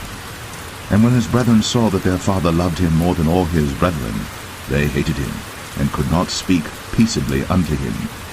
And Joseph dreamed a dream, and he told it his brethren, and they hated him yet the more.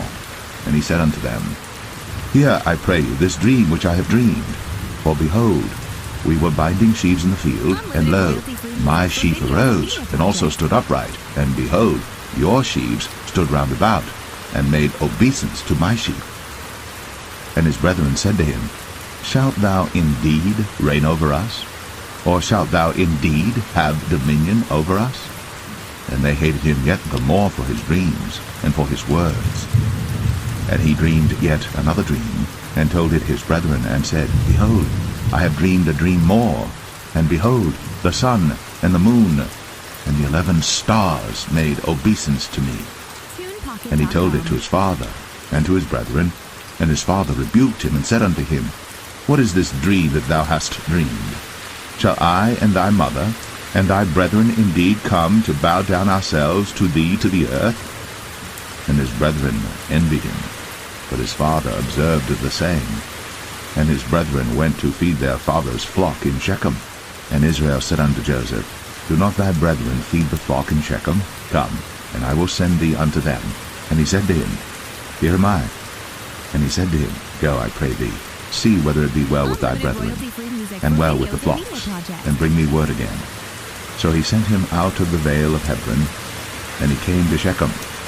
And a certain man found him, and behold, he was wandering in the field. And the man asked him, saying, What seekest thou? And he said, I seek my brethren. Tell me, I pray thee, where they feed their flocks. And the man said, They are departed hence, for I heard them say, Let us go to Dothan. And Joseph went after his brethren, and found them in Dothan. And when they saw him afar off, even before he came near unto them, they conspired against him to slay him. And they said one to another, Behold, this dreamer cometh. Come now therefore, and let us slay him, and cast him into some pit. And we will say, Some evil beast hath devoured him, and we shall see what will become of his dreams. And Reuben heard it, and he delivered him out of their hands, and said, Let us not kill him. And Reuben said unto them, Shed no blood, but cast him into this pit that is in the wilderness, and lay no hand upon him, that he might rid him out of their hands, to deliver him to his father again. And it came to pass, when Joseph was come unto his brethren, that they stripped Joseph out of his coat of many colors that was on him. And they took him, and cast him into a pit. And the pit was empty, there was no water in it.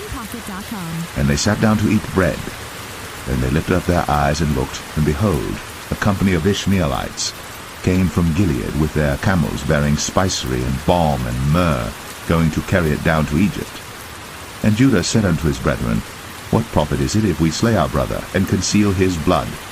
Come, and let us sell him to the Ishmaelites, and let not our hand be upon him, for he is our brother and our flesh. And his brethren were content. Then there passed by Midianites, merchantmen, and they drew and lifted up Joseph out of the pit, and sold Joseph to the Ishmaelites for 20 pieces of silver, and they brought Joseph into Egypt. And Reuben returned unto the pit, and behold, Joseph was not in the pit. And he rent his clothes. And he returned unto his brethren, and said, The child is not, and I, whither shall I go? And they took Joseph's coat, and killed a kid of the goats, and dipped the coat in the blood. And they sent the coat of many colors, and they brought it to their father, and said, This have we found. Know now whether it be thy son's coat or no. And he knew it, and said, It is my son's coat. An evil beast hath devoured him. Joseph is without doubt rent in pieces. And Jacob rent his clothes, and put sackcloth upon his loins, and mourned for his son many days. And all his sons and all his daughters rose up to comfort him. But he refused to be comforted, and he said, For I will go down into the grave unto my son mourning. Thus his father wept for him. And the Midianites sold him into Egypt unto Potiphar, an officer of Pharaoh's, and captain of the guard.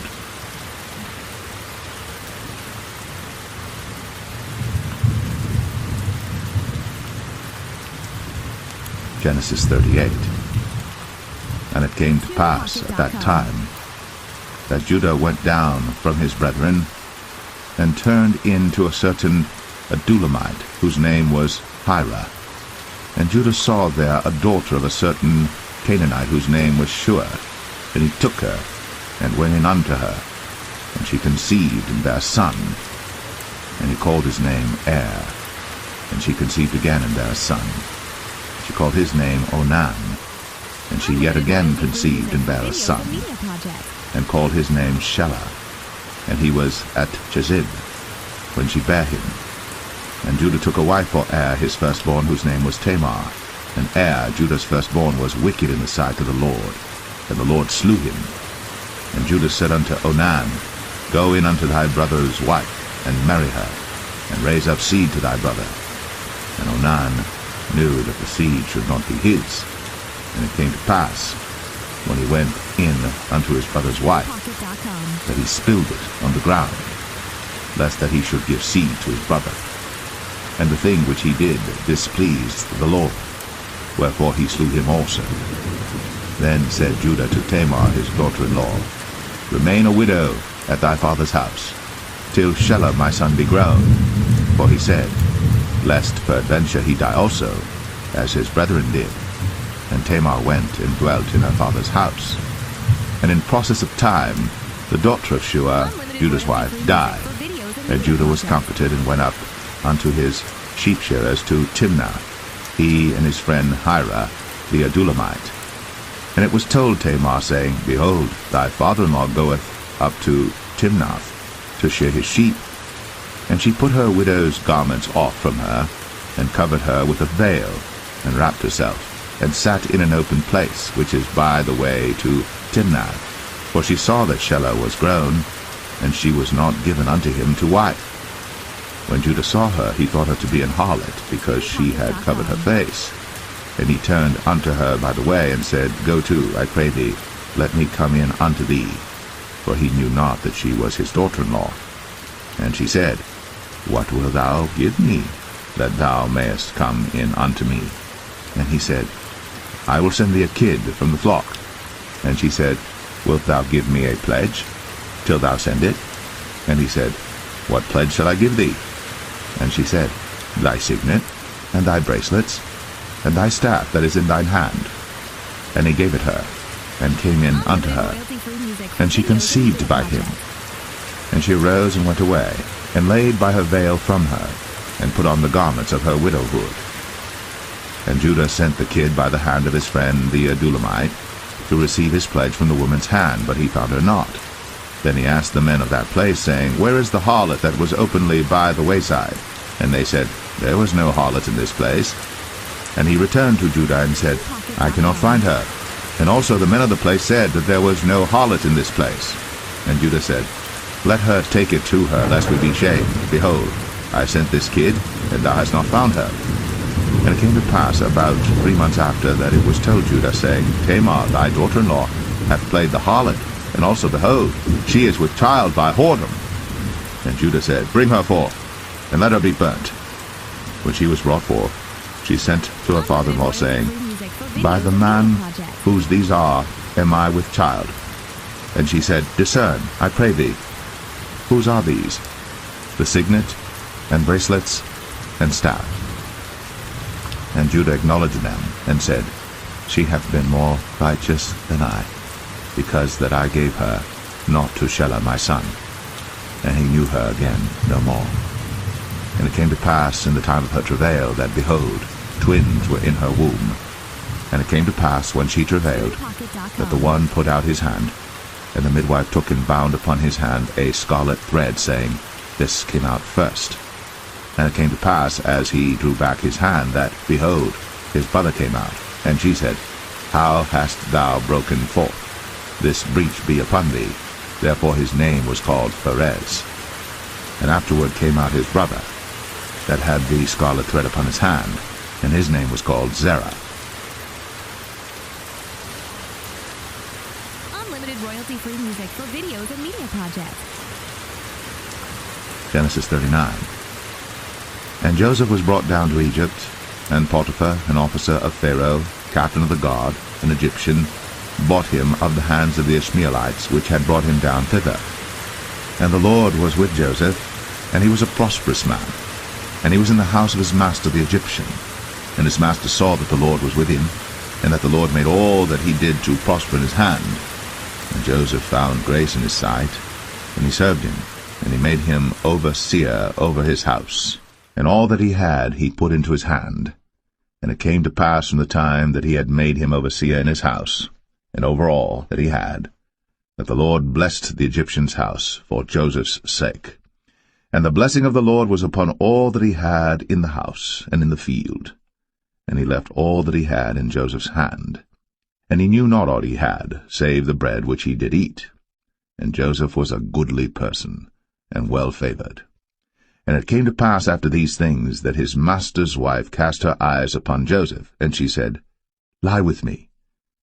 But he refused, and said unto his master's wife, Behold, my master wotteth not what is with me in the house, and he hath committed all that he hath to my hand. There is none greater in this house than I, neither hath he kept back anything from me but thee, because thou art his wife. How then can I do this great wickedness and sin against God? And it came to pass, as she spake to Joseph day by day, that he hearkened not unto her, to lie by her, or to be with her. And it came to pass about this time, that Joseph went into the house to do his business, and there was none of the men of the house there within. And she caught him by his garment, saying, Lie with me. And he left his garment in her hand, and fled, and got him out. And it came to pass, when she saw that he had left his garment in her hand, and was fled forth, that she called unto the men of her house, and spake unto them, saying, See, he hath brought in an Hebrew unto us to mock us. He came in unto me to lie with me, and I cried with a loud voice. And it came to pass, when he heard that I lifted up my voice and cried, that he left his garment with me, and fled, and got him out. And she laid up his garment by her, until his Lord came home. And she spake unto him according to these words, saying, The Hebrew servant which thou hast brought unto us came in unto me to mock me. And it came to pass, as I lifted up my voice and cried, that he left his garment with me, and fled out. And it came to pass, when his master heard the words of his wife, which he spake unto him, saying, After this manner did thy servant to me, that his wrath was kindled. And Joseph's master took him, and put him into the prison, a place where the king's prisoners were bound. And he was there in the prison. But the Lord was with Joseph, and showed him mercy, and gave him favor in the sight of the keeper of the prison. And the keeper of the prison committed to Joseph's hand all the prisoners that were in the prison. And whatsoever they did there, he was the doer of it. The keeper of the prison looked not to anything that was under his hand, because the Lord was with him. And that which he did, the Lord made it to prosper.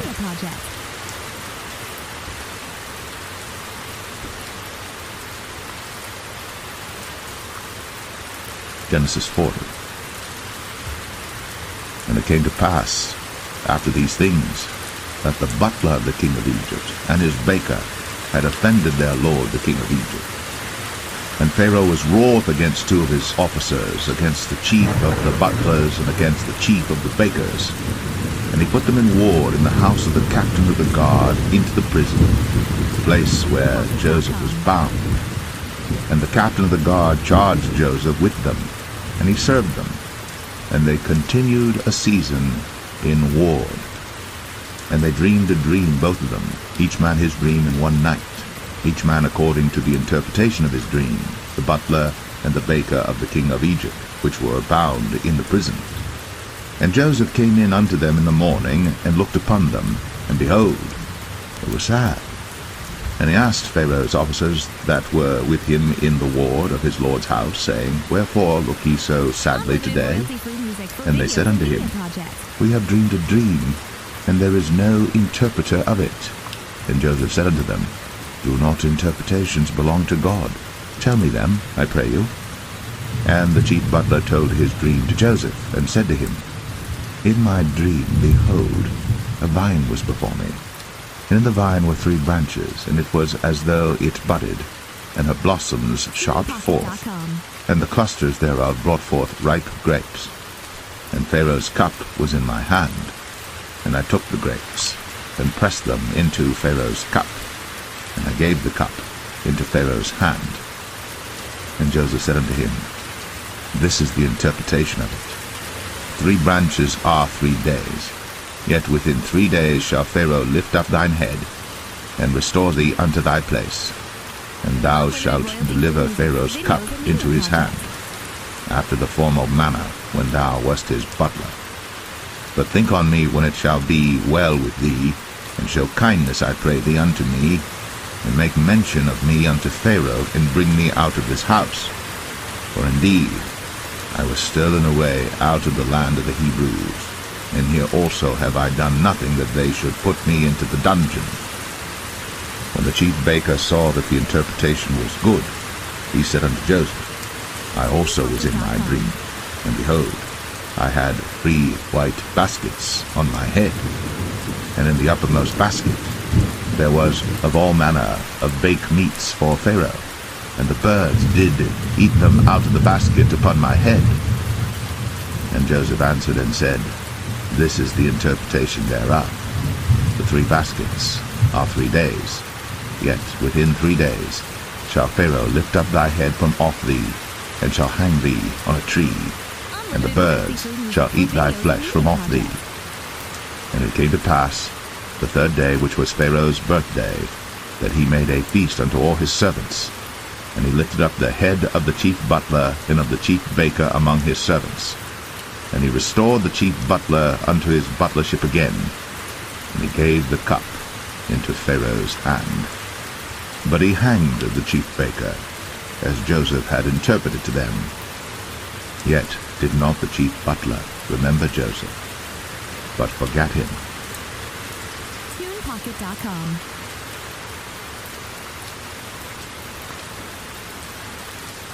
Genesis 41. And it came to pass at the end of 2 full years, that Pharaoh dreamed, and behold, he stood by the river. And behold, there came up out of the river 7 well-favored kine, and fat-fleshed, and they fed in a meadow. And behold, 7 other kine came up after them out of the river, ill-favored and lean-fleshed, and stood by the other kine upon the brink of the river. And the ill-favored and lean-fleshed kine did eat up the 7 well-favored and fat kine. So Pharaoh awoke. And he slept and dreamed the second time, and behold, 7 ears of corn came up upon one stalk, rank and good.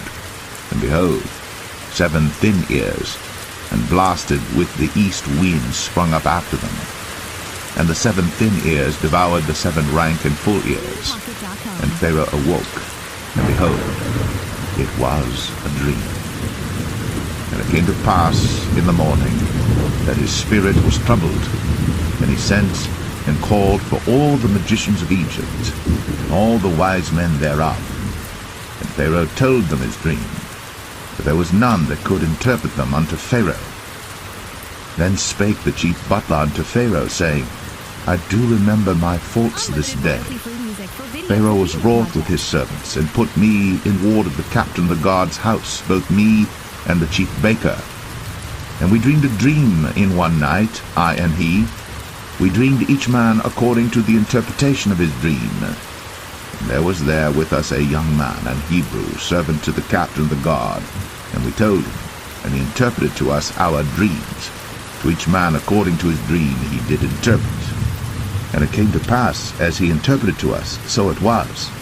Me he restored unto mine office, and him he hanged. Then Pharaoh sent and called Joseph, and they brought him hastily out of the dungeon. And he shaved himself, and changed his raiment, and came in unto Pharaoh. And Pharaoh said unto Joseph, I have dreamed a dream, and there is none that can interpret it. And I have heard say of thee, that thou canst understand a dream to interpret it. And Joseph answered Pharaoh, saying, It is not in me. God shall give Pharaoh an answer of peace. And Pharaoh said unto Joseph, In my dream, behold, I stood upon the bank of the river, and behold, there came up out of the river 7 kine, fat-fleshed and well-favored, and they fed in a meadow. And behold, 7 other kine came up after them, poor, and very ill-favored, and lean-fleshed, such as I never saw in all the land of Egypt for badness. And the lean and the ill-favored kine did eat up the first 7 fat kine. And when they had eaten them up, it could not be known that they had eaten them, but they were still ill-favored, as at the beginning. So I awoke. And I saw in my dream, and behold, 7 ears came up in one stalk, full and good. And behold, 7 ears withered, thin, and blasted with the east wind, sprung up after them. And the thin ears devoured the 7 good ears. And I told this unto the magicians, but there was none that could declare it to me. And Joseph said unto Pharaoh, The dream of Pharaoh is one. God hath shown Pharaoh what he is about to do. The 7 good kine are 7 years, and the 7 good ears are 7 years. The dream is one. And the 7 thin and ill-favored kine that came up after them are 7 years. And the 7 empty ears, blasted with the east wind, shall be 7 years of famine. This is the thing which I have spoken unto Pharaoh. What God is about to do, he showeth unto Pharaoh. Behold, there come 7 years of great plenty throughout all the land of Egypt. And there shall arise after them 7 years of famine, and all the plenty shall be forgotten in the land of Egypt, and the famine shall consume the land, and the plenty shall not be known in the land by reason of that famine following, for it shall be very grievous. And for that the dream was doubled unto Pharaoh twice. It is because the thing is established by God, and God will shortly bring it to pass. Now therefore let Pharaoh look out a man discreet and wise, and set him over the land of Egypt. Let Pharaoh do this, and let him appoint officers over the land, and take up the 5th part of the land of Egypt in the 7 plenteous years, and let them gather all the food of those good years that come, and lay up corn under the hand of Pharaoh, and let them keep food in the cities. And that food shall be for store to the land against the 7 years of famine, which shall be in the land of Egypt, that the land perish not through the famine. And the thing was good in the eyes of Pharaoh, and in the eyes of all his servants.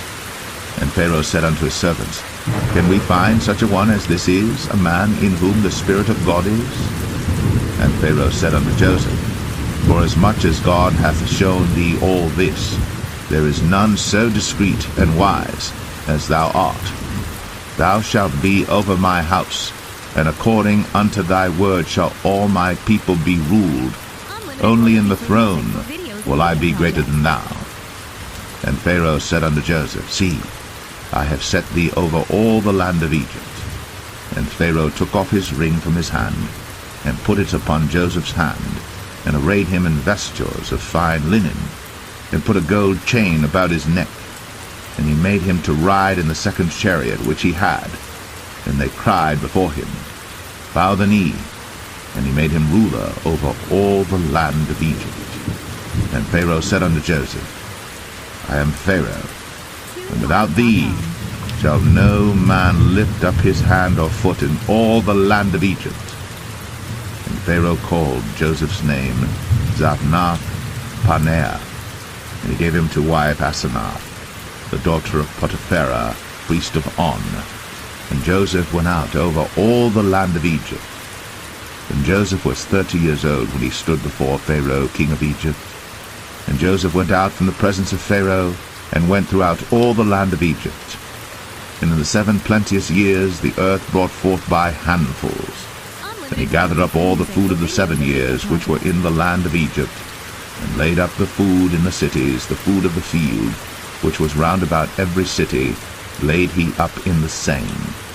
And Joseph gathered corn, as the sand of the sea, very much, until he left numbering, for it was without number. And unto Joseph were born 2 sons before the years of famine came, which Asenath, the daughter of Potiphera, priest of On, bare unto him. And Joseph called the name of the firstborn Manasseh, for God, said he, hath made me forget all my toil, and all my father's house. And the name of the second called he Ephraim, for God hath caused me to be fruitful in the land of my affliction. And the 7 years of plenteousness that was in the land of Egypt were ended, and the 7 years of dearth began to come, according as Joseph had said. And the dearth was in all lands, but in all the land of Egypt there was bread. And when all the land of Egypt was famished, the people cried to Pharaoh for bread. And Pharaoh said unto all the Egyptians, Go unto Joseph, what he saith to you, do. And the famine was over all the face of the earth. And Joseph opened all the storehouses, and sowed unto the Egyptians, and the famine waxed sore in the land of Egypt. And all countries came into Egypt to Joseph for to buy corn, because that the famine was so sore in all lands.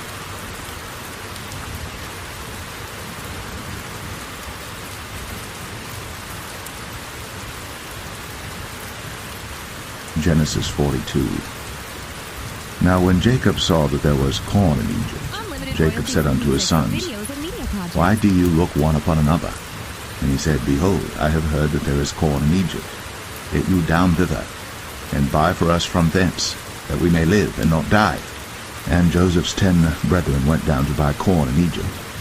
But Benjamin, Joseph's brother, Jacob sent not with his brethren, for he said, Lest peradventure mischief befall him. And the sons of Israel came to buy corn among those that came, for the famine was in the land of Canaan. And Joseph was the governor over the land, and he it was that sold to all the people of the land. And Joseph's brethren came, and bowed down themselves before him with their faces to the earth. And Joseph saw his brethren, and he knew them, but made himself strange unto them, and spake roughly unto them. And he said unto them, Whence come ye? And they said, From the land of Canaan, to buy food.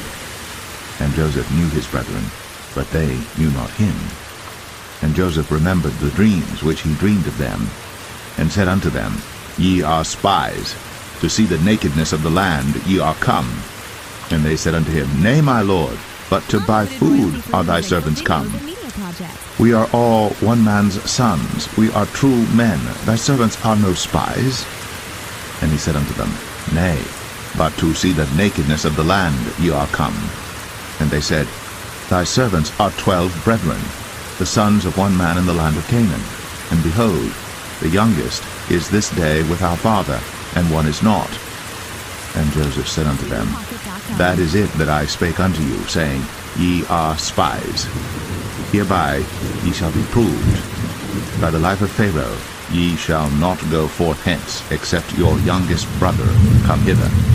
Send one of you, and let him fetch your brother, and ye shall be kept in prison, that your words may be proved, whether there be any truth in you, or else by the life of Pharaoh surely ye are spies. And he put them all together into ward 3 days. And Joseph said unto them the third day, This do and live, for I fear God. If ye be true men, let one of your brethren be bound in the house of your prison. Go ye, carry corn for the famine of your houses. But bring your youngest brother unto me, so shall your words be verified, and ye shall not die. And they did so. And they said one to another, We are verily guilty concerning our brother, in that we saw the anguish of his soul when he besought us, and we would not hear. Therefore is this distress come upon us. And Reuben answered them, saying, Spake I not unto you, saying, Do not sin against the child? And ye would not hear. Therefore, behold, also his blood is required. And they knew not that Joseph understood them, for he spake unto them by an interpreter. And he turned himself about from them, and wept, and returned to them again, and communed with them, and took from them Simeon, and bound him before their eyes. Then Joseph commanded to fill their sacks with corn, and to restore every man's money into his sack, and to give them provision for the way. And thus did he unto them. And they laded their asses with the corn, and departed thence. And as one of them opened his sack, to give his ass provender in the inn, he espied his money, for behold, it was in his sack's mouth. And he said unto his brethren, My money is restored, and lo, it is even in my sack. And their heart failed them, and they were afraid, saying one to another, What is this that God hath done unto us? And they came unto Jacob their father unto the land of Canaan, and told him all that befell unto them, saying, The man who is the Lord of the land spake roughly to us, and took us for spies of the country. And we said unto him, We are true men, we are no spies. We be 12 brethren, sons of our father, one is not, and the youngest is this day with our father in the land of Canaan. And the man, the Lord of the country, said unto us, Hereby shall I know that ye are true men. Leave one of your brethren here with me, and take food for the famine of your households, and be gone. And bring your youngest brother unto me. Then shall I know that ye are no spies, but that ye are true men. So will I deliver you your brother, and ye shall traffic in the land. And it came to pass, as they emptied their sacks, that, behold, every man's bundle of money was in his sack. And when both they and their father saw the bundles of money, they were afraid. And Jacob their father said unto them, Me have ye bereaved my children. Joseph is not, and Simeon is not, and ye will take Benjamin away? All these things are against me. And Reuben spake unto his father, saying, Slay my 2 sons, if I bring him not to thee. Deliver him into my hand, and I will bring him to thee again. And he said, My son shall not go down with you, for his brother is dead, and he is left alone. If mischief befall him by the way in the which ye go, then shall ye bring down my gray hairs with sorrow to the grave.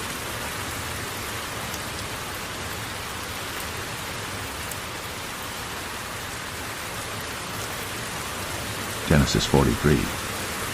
And the famine was sore in the land.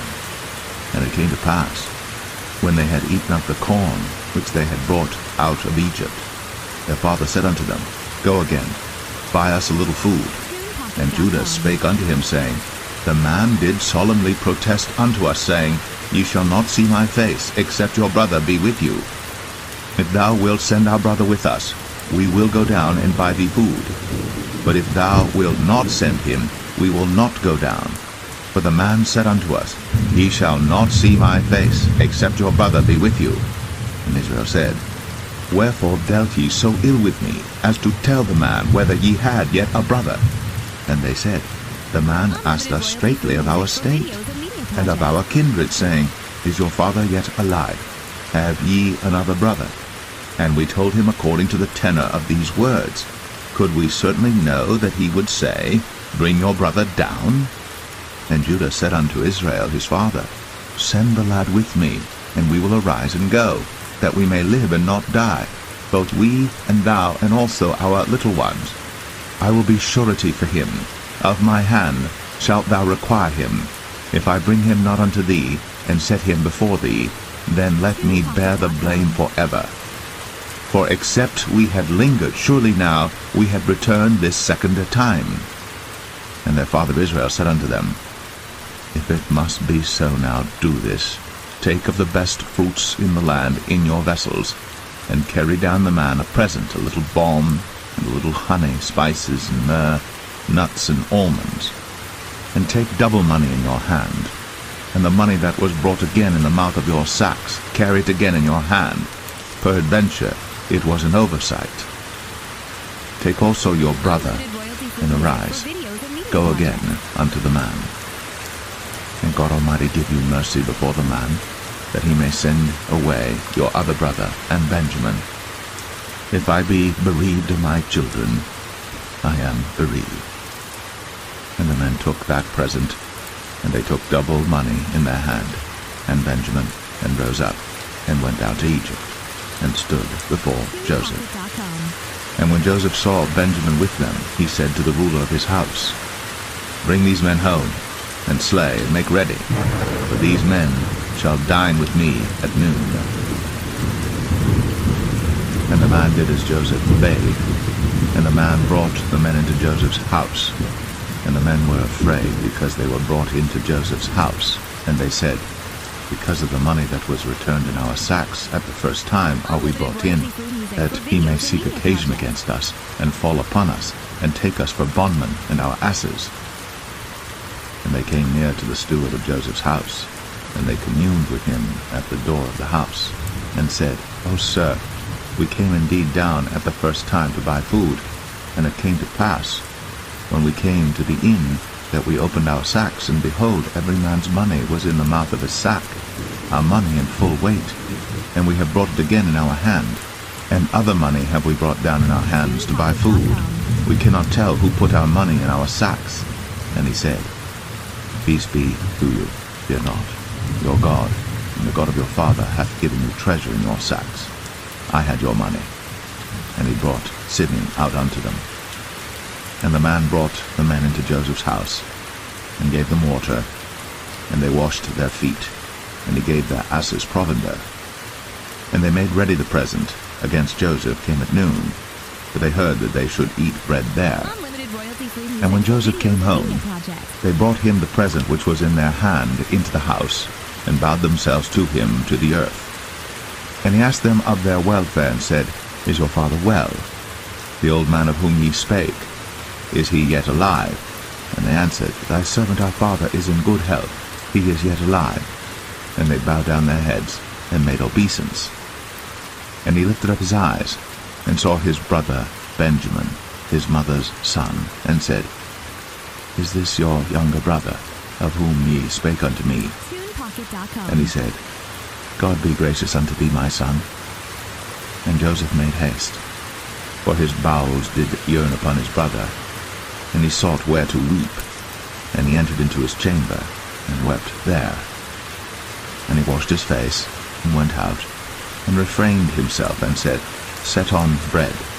And they set on for him by himself, and for them by themselves, and for the Egyptians which did eat with him by themselves, because the Egyptians might not eat bread with the Hebrews, for that is an abomination unto the Egyptians. And they sat before him, the firstborn according to his birthright, and the youngest according to his youth. And the men marveled one at another. And he took and sent messes unto them from before him.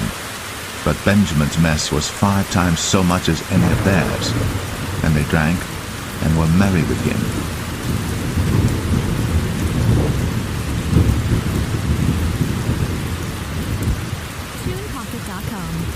Genesis 44. And he commanded the steward of his house, saying, Fill the men's sacks with food, as much as they can carry, and put every man's money in his sack's mouth, and put my cup, the silver cup, in the sack's mouth of the youngest, and his corn money. And he did according to the word that Joseph had spoken. As soon as the morning was light, the men were sent away, they and their asses. And when they were gone out of the city, and not yet far off, Joseph said unto his steward, Up, follow after the men, and when thou dost overtake them, say unto them, Wherefore have ye rewarded evil for good?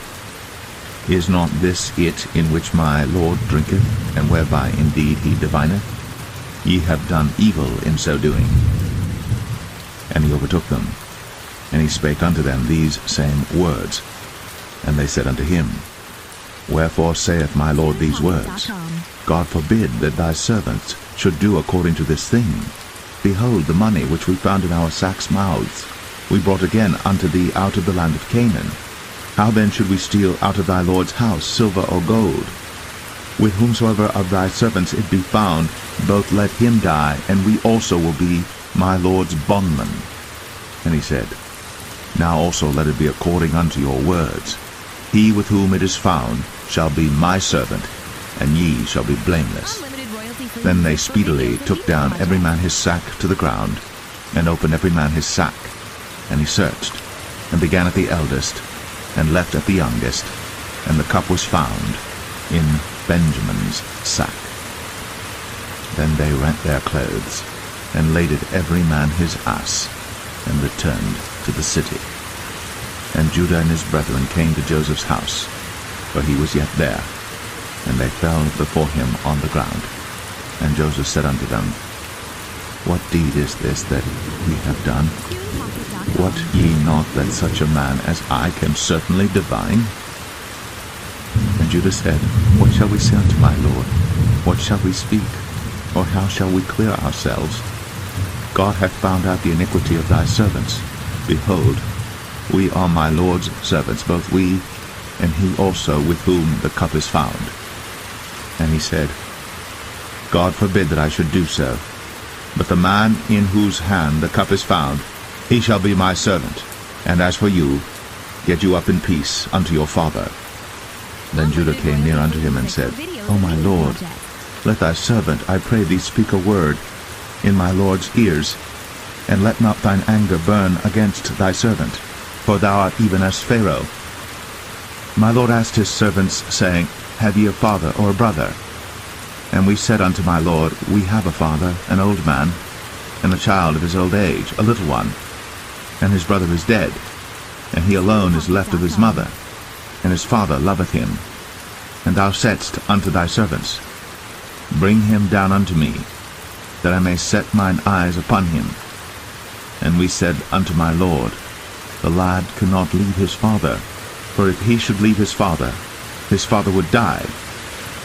And thou saidst unto thy servants, Except your youngest brother come down with you, ye shall see my face no more. And it came to pass, when we came up unto thy servant my father, we told him the words of my Lord. And our father said, Go again, and buy us a little food. And we said, We cannot go down. If our youngest brother be with us, then we will go down. For we may not see the man's face, except our youngest brother be with us. And thy servant my father said unto us, Ye know that my wife bare me 2 sons, and the one went out from me, and I said, Surely he is torn in pieces, and I saw him not since. And if ye take this also from me, and mischief before him, ye shall bring down my gray hairs with sorrow to the grave. Now therefore, when I come to thy servant my father, and the lad be not with us, seeing that his life is bound up in the lad's life, it shall come to pass, when he seeth that the lad is not with us, that he will die. And thy servants shall bring down the gray hairs of thy servant our father with sorrow to the grave.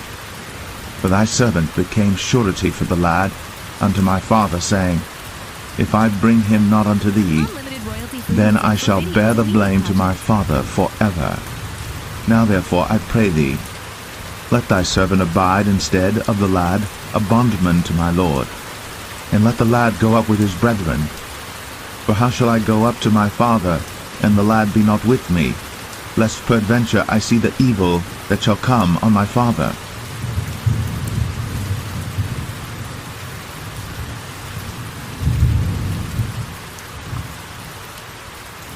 Genesis 45. Then Joseph could not refrain himself before all them that stood by him. And he cried, Cause every man to go out from me. And there stood no man with him, while Joseph made himself known unto his brethren. And he wept aloud. And the Egyptians in the house of Pharaoh heard. And Joseph said unto his brethren, I am Joseph. Doth my father yet live? And his brethren could not answer him, for they were troubled at his presence. And Joseph said unto his brethren, Permit me, I pray you. And they came near, and he said, I am Joseph your brother, whom ye sold into Egypt. Now therefore be not grieved, nor angry with yourselves, that ye sold me hither, for God did send me before you to preserve life. For these 2 years hath the famine been in the land, and yet there are 5 years, in the which there shall neither be earing nor harvest. And God sent me before you to preserve you a posterity in the earth, and to save your lives by a great deliverance. So now it was not you that sent me hither, but God. And he hath made me a father to Pharaoh, and lord of all his house, and a ruler throughout all the land of Egypt.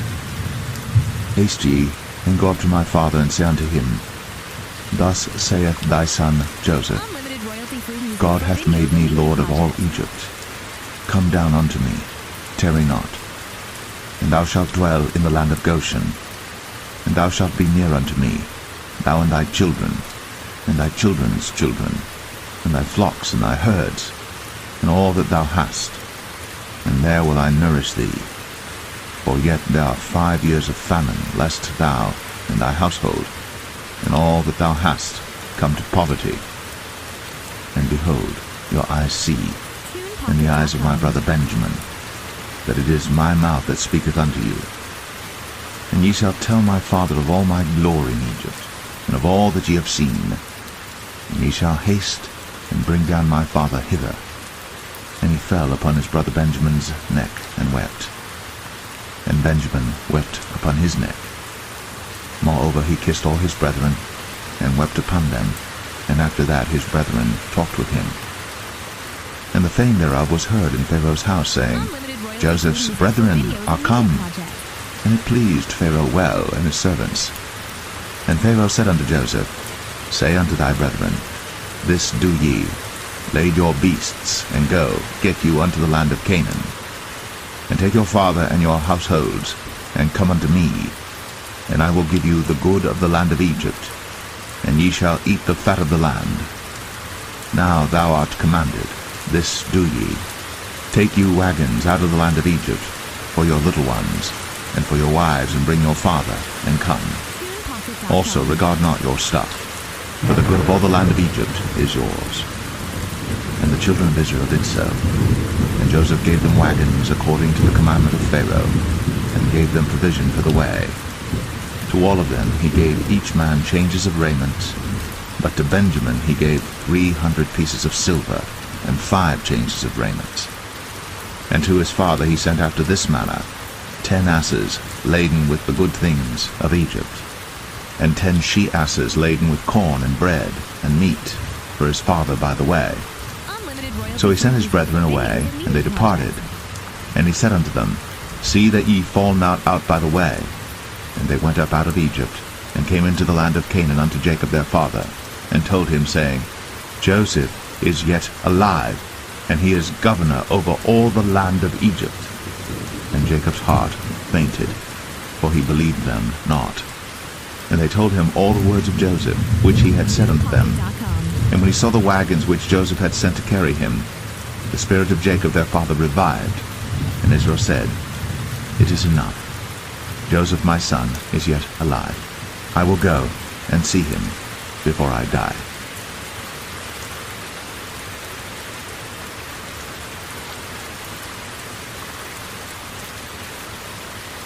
Genesis 46.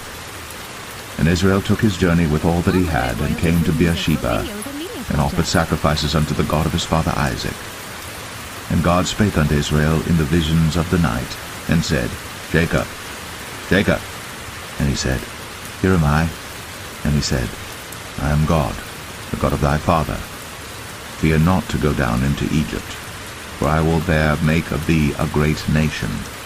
I will go down with thee into Egypt, and I will also surely bring thee up again, and Joseph shall put his hand upon thine eyes. And Jacob rose up from Beersheba, and the sons of Israel carried Jacob their father, and their little ones, and their wives, in the wagons which Pharaoh had sent to carry him.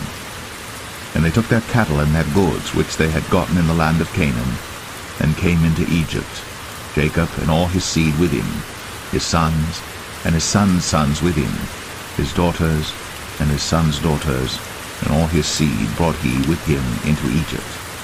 And these are the names of the children of Israel, which came into Egypt, Jacob and his sons, Reuben, Jacob's firstborn, and the sons of Reuben, Hanok and Phalu, and Hezron and Carmi, and the sons of Simeon, Jemuel, and Jamin, and Ohad, and Jachin, and Zohar, and Shaul the son of a Canaanitish woman, and the sons of Levi, Gershom, Kohath, and Merari, and the sons of Judah, Er, and Onan, and Shelah, and Perez, and Zerah. But Er and Onan died in the land of Canaan. And the sons of Perez were Hezron and Hamul. And the sons of Issachar, Tola, and Puvah, and Job, and Shimron. And the sons of Zebulun, Sered, and Elon, and Jaleel. These be the sons of Leah, which he bare unto Jacob in Padan Aram, with his daughter Dinah. All the souls of his sons and his daughters were 33.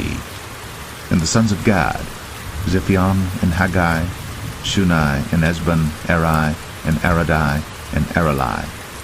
And the sons of Asher, Jimnah, and Ishua, and Isui, and Beriah, and Sarah, their sister. And the sons of Beriah, Heber, and Malchiel. These are the sons of Zilpah, whom Laban gave to Leah his daughter, and these she bare unto Jacob, even 16 souls. The sons of Rachel, Jacob's wife, Joseph and Benjamin. And unto Joseph in the land of Egypt were born Manasseh and Ephraim, which Asenath, the daughter of Potipharah, priest of On, bare unto him. And the sons of Benjamin were Bela, and Becher, and Ashbel, Gera, and Naaman, Ehi, and Rosh, Mupim, and Hupim, and Ard. These are the sons of Rachel which were born to Jacob. All the souls were 14. And the sons of Dan, Hushim. And the sons of Naphtali, Daziel, and Gunai, and Jezer, and Shillem. These are the sons of Bilhah, which Laban gave unto Rachel his daughter, and she bare these unto Jacob. All the souls were 7. All the souls that came with Jacob into Egypt, which came out of his loins, besides Jacob's sons' wives, all the souls were 66. And the sons of Joseph, which were born him in Egypt, were 2 souls. All the souls of the house of Jacob, which came into Egypt, were 70. And he sent Judah before him unto Joseph, to direct his face unto Goshen. And they came into the land of Goshen. And Joseph made ready his chariot, and went up to meet Israel his father to Goshen, and presented himself unto him. And he fell on his neck, and wept on his neck a good while. And Israel said unto Joseph, Now let me die, since I have seen thy face, because thou art yet alive. And Joseph said unto his brethren, and unto his father's house, I will go up and show Pharaoh, and say unto him, My brethren, and my father's house, which were in the land of Canaan, are come unto me. And the men are shepherds, for their trade hath been to feed cattle, and they have brought their flocks, and their herds, and all that they have. And it shall come to pass, when Pharaoh shall call you, and shall say, What is your occupation? That ye shall say, Thy servant's trade hath been about cattle from our youth, even until now, both we and also our fathers, that ye may dwell in the land of Goshen. For every shepherd is an abomination unto the Egyptians.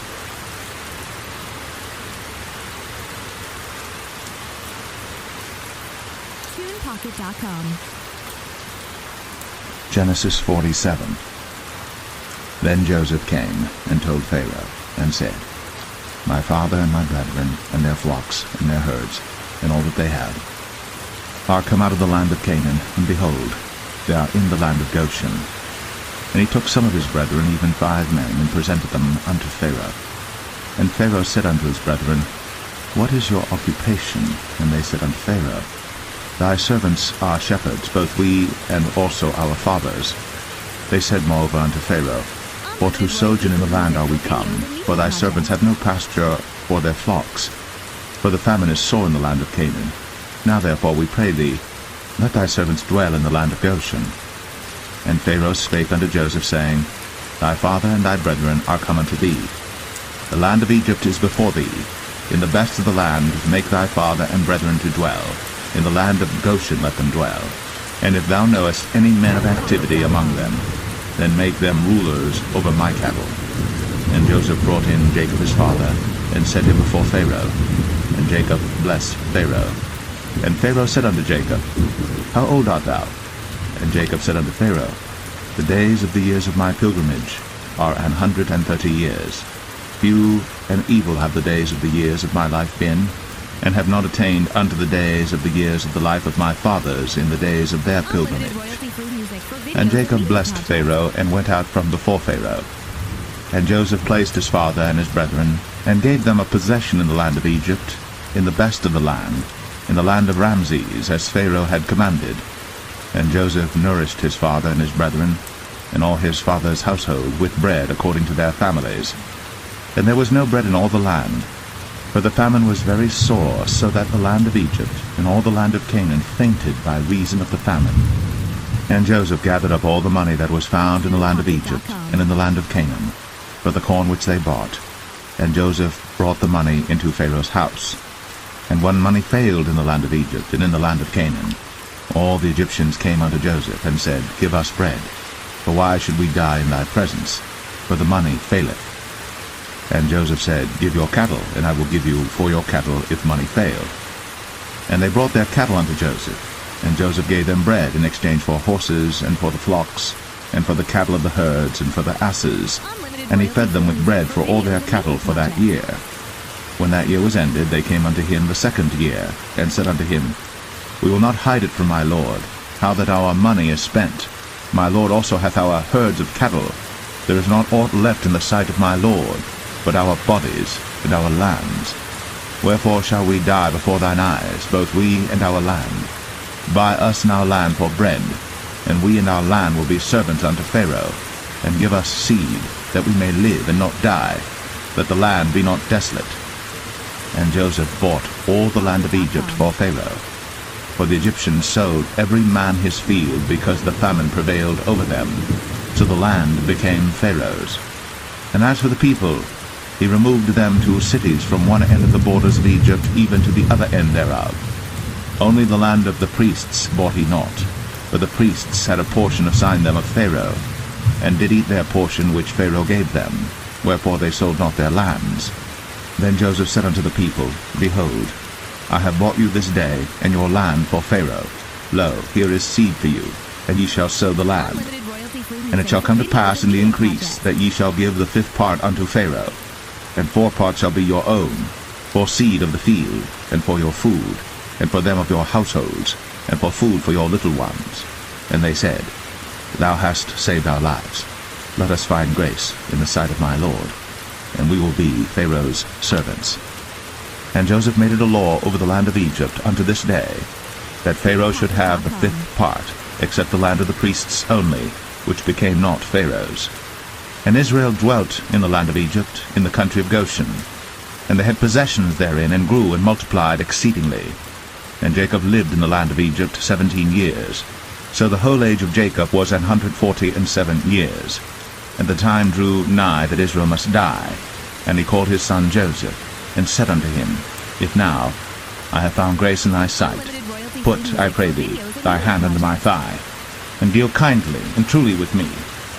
Bury me not, I pray thee, in Egypt, but I will lie with my fathers, and thou shalt carry me out of Egypt, and bury me in their burying place. And he said, I will do as thou hast said. And he said, swear unto me. And he sware unto him. And Israel bowed himself upon the bed's head.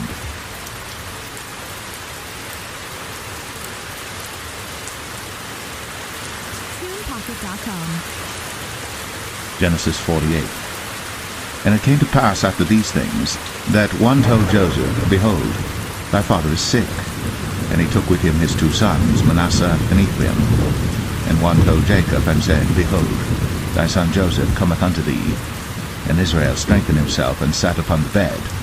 And Jacob said unto Joseph, God Almighty appeared unto me at Luz in the land of Canaan, and blessed me, and said unto me, Behold, I will make thee fruitful, and multiply thee, and I will make of thee a multitude of people, and will give this land to thy seed after thee for an everlasting possession. And now thy 2 sons, Ephraim and Manasseh, which were born unto thee in the land of Egypt, before I came unto thee into Egypt, are mine.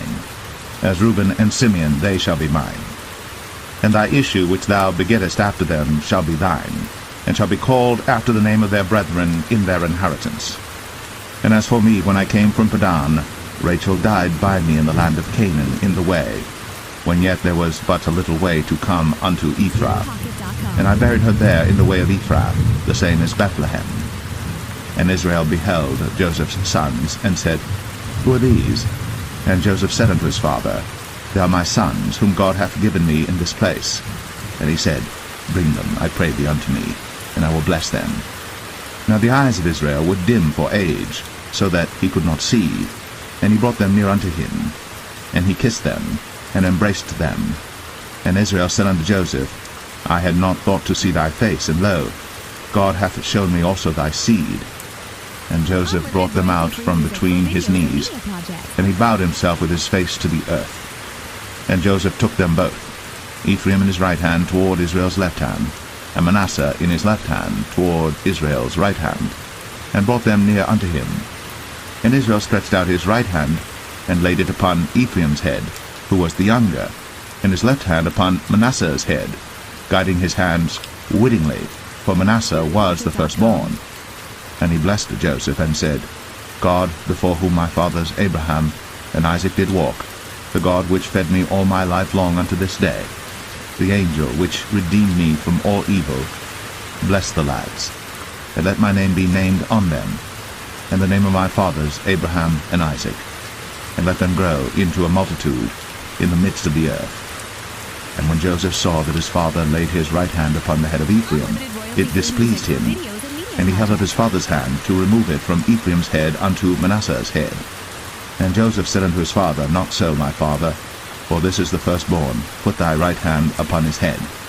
And his father refused, and said, I know it, my son, I know it. He also shall become a people, and he also shall be great. But truly his younger brother shall be greater than he, and his seed shall become a multitude of nations. And he blessed them that day, saying, In thee shall Israel bless, saying, God make thee as Ephraim and as Manasseh. And he set Ephraim before Manasseh. And Israel said unto Joseph, Behold, I die, but God shall be with you, and bring you again unto the land of your fathers. Moreover, I have given to thee one portion above thy brethren, which I took out of the hand of the Amorite with my sword and with my bow.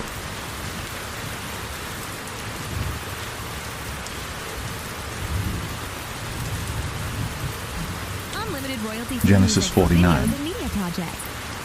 And Jacob called unto his sons, and said, Gather yourselves together, that I may tell you that which shall befall you in the last days. Gather yourselves together, and hear, ye sons of Jacob, and hearken unto Israel your father. Reuben, thou art my firstborn, my might, and the beginning of my strength, the excellency of dignity, and the excellency of power.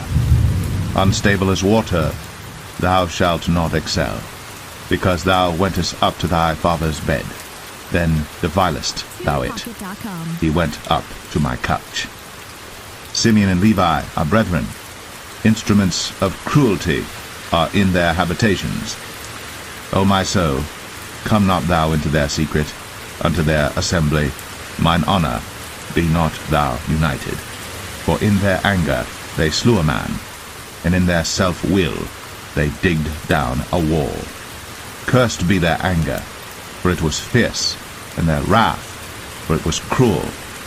I will divide them in Jacob, and scatter them in Israel. Judah, thou art he whom thy brethren shall praise. Thy hand shall be in the neck of thine enemies. Thy father's children shall bow down before thee. Judah is a lion's whelp. From the prey, my son, thou art gone up. He stooped down. He couched as a lion, and as an old lion, who shall rouse him up? The scepter shall not depart from Judah, nor a lawgiver from between his feet, until Shiloh come, and unto him shall the gathering of the people be. Binding his foal unto the vine, and his ass's colt unto the choice vine, he washed his garments in wine, and his clothes in the blood of grapes.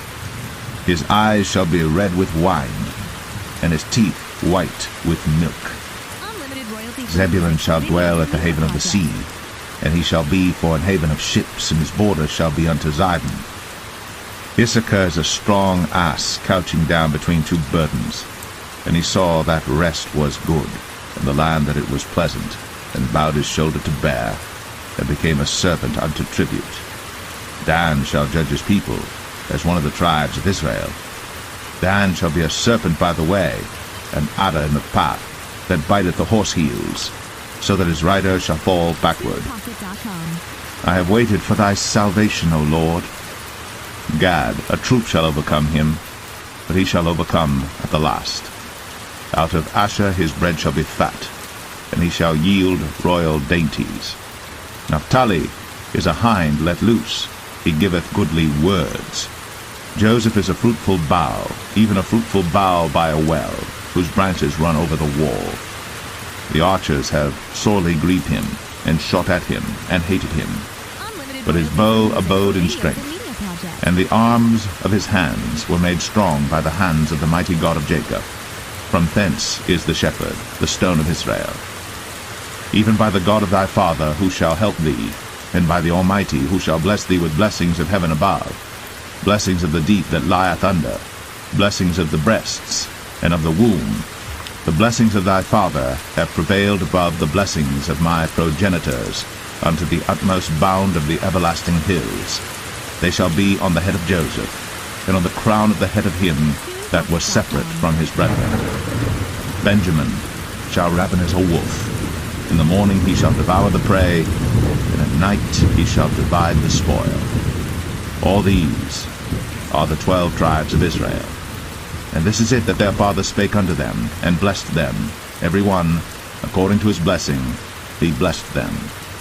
And he charged them, and said unto them, I am to be gathered unto my people. Bury me with my fathers in the cave that is in the field of Ephron the Hittite, in the cave that is in the field of Machpelah, which is before Mamre, in the land of Canaan, which Abraham bought with the field of Ephron the Hittite, for a possession of a burying place. There they buried Abraham and Sarah his wife. There they buried Isaac and Rebekah his wife, and there I buried Leah.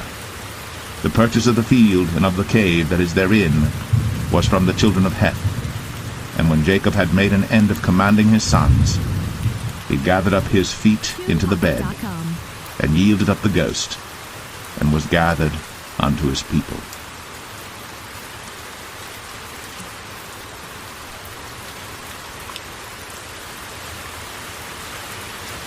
Genesis 50. And Joseph fell upon his father's face, and wept upon him, and kissed him. And Joseph commanded his servants, the physicians, to embalm his father, and the physicians embalmed Israel. And 40 days were fulfilled for him, for so are fulfilled the days of those which are embalmed. And the Egyptians mourned for him 60 days. And when the days of his mourning were past, Joseph spake unto the house of Pharaoh, saying, If now I have found grace in your eyes, speak, I pray you, in the ears of Pharaoh, saying, My father made me swear, saying, Lo, I die. In my grave which I have digged for me in the land of Canaan, there shalt thou bury me. Now therefore let me go up, I pray thee, and bury my father, and I will come again. And Pharaoh said, Go up, and bury thy father, according as he made thee swear. And Joseph went up to bury his father, and with him went up all the servants of Pharaoh, the elders of his house, and all the elders of the land of Egypt, and all the house of Joseph, and his brethren, and his father's house, only their little ones, and their flocks, and their herds, they left in the land of Goshen. And there went up with him both chariots and horsemen, and it was a very great company. And they came to the threshing floor of Atad, which is beyond Jordan, and there they mourned with a great and very sore lamentation. And he made a mourning for his father 7 days. And when the inhabitants of the land, the Canaanites, saw the mourning in the floor of Atad, they said, This is a grievous mourning to the Egyptians. Wherefore the name of it was called Abel Mizraim, which is beyond Jordan.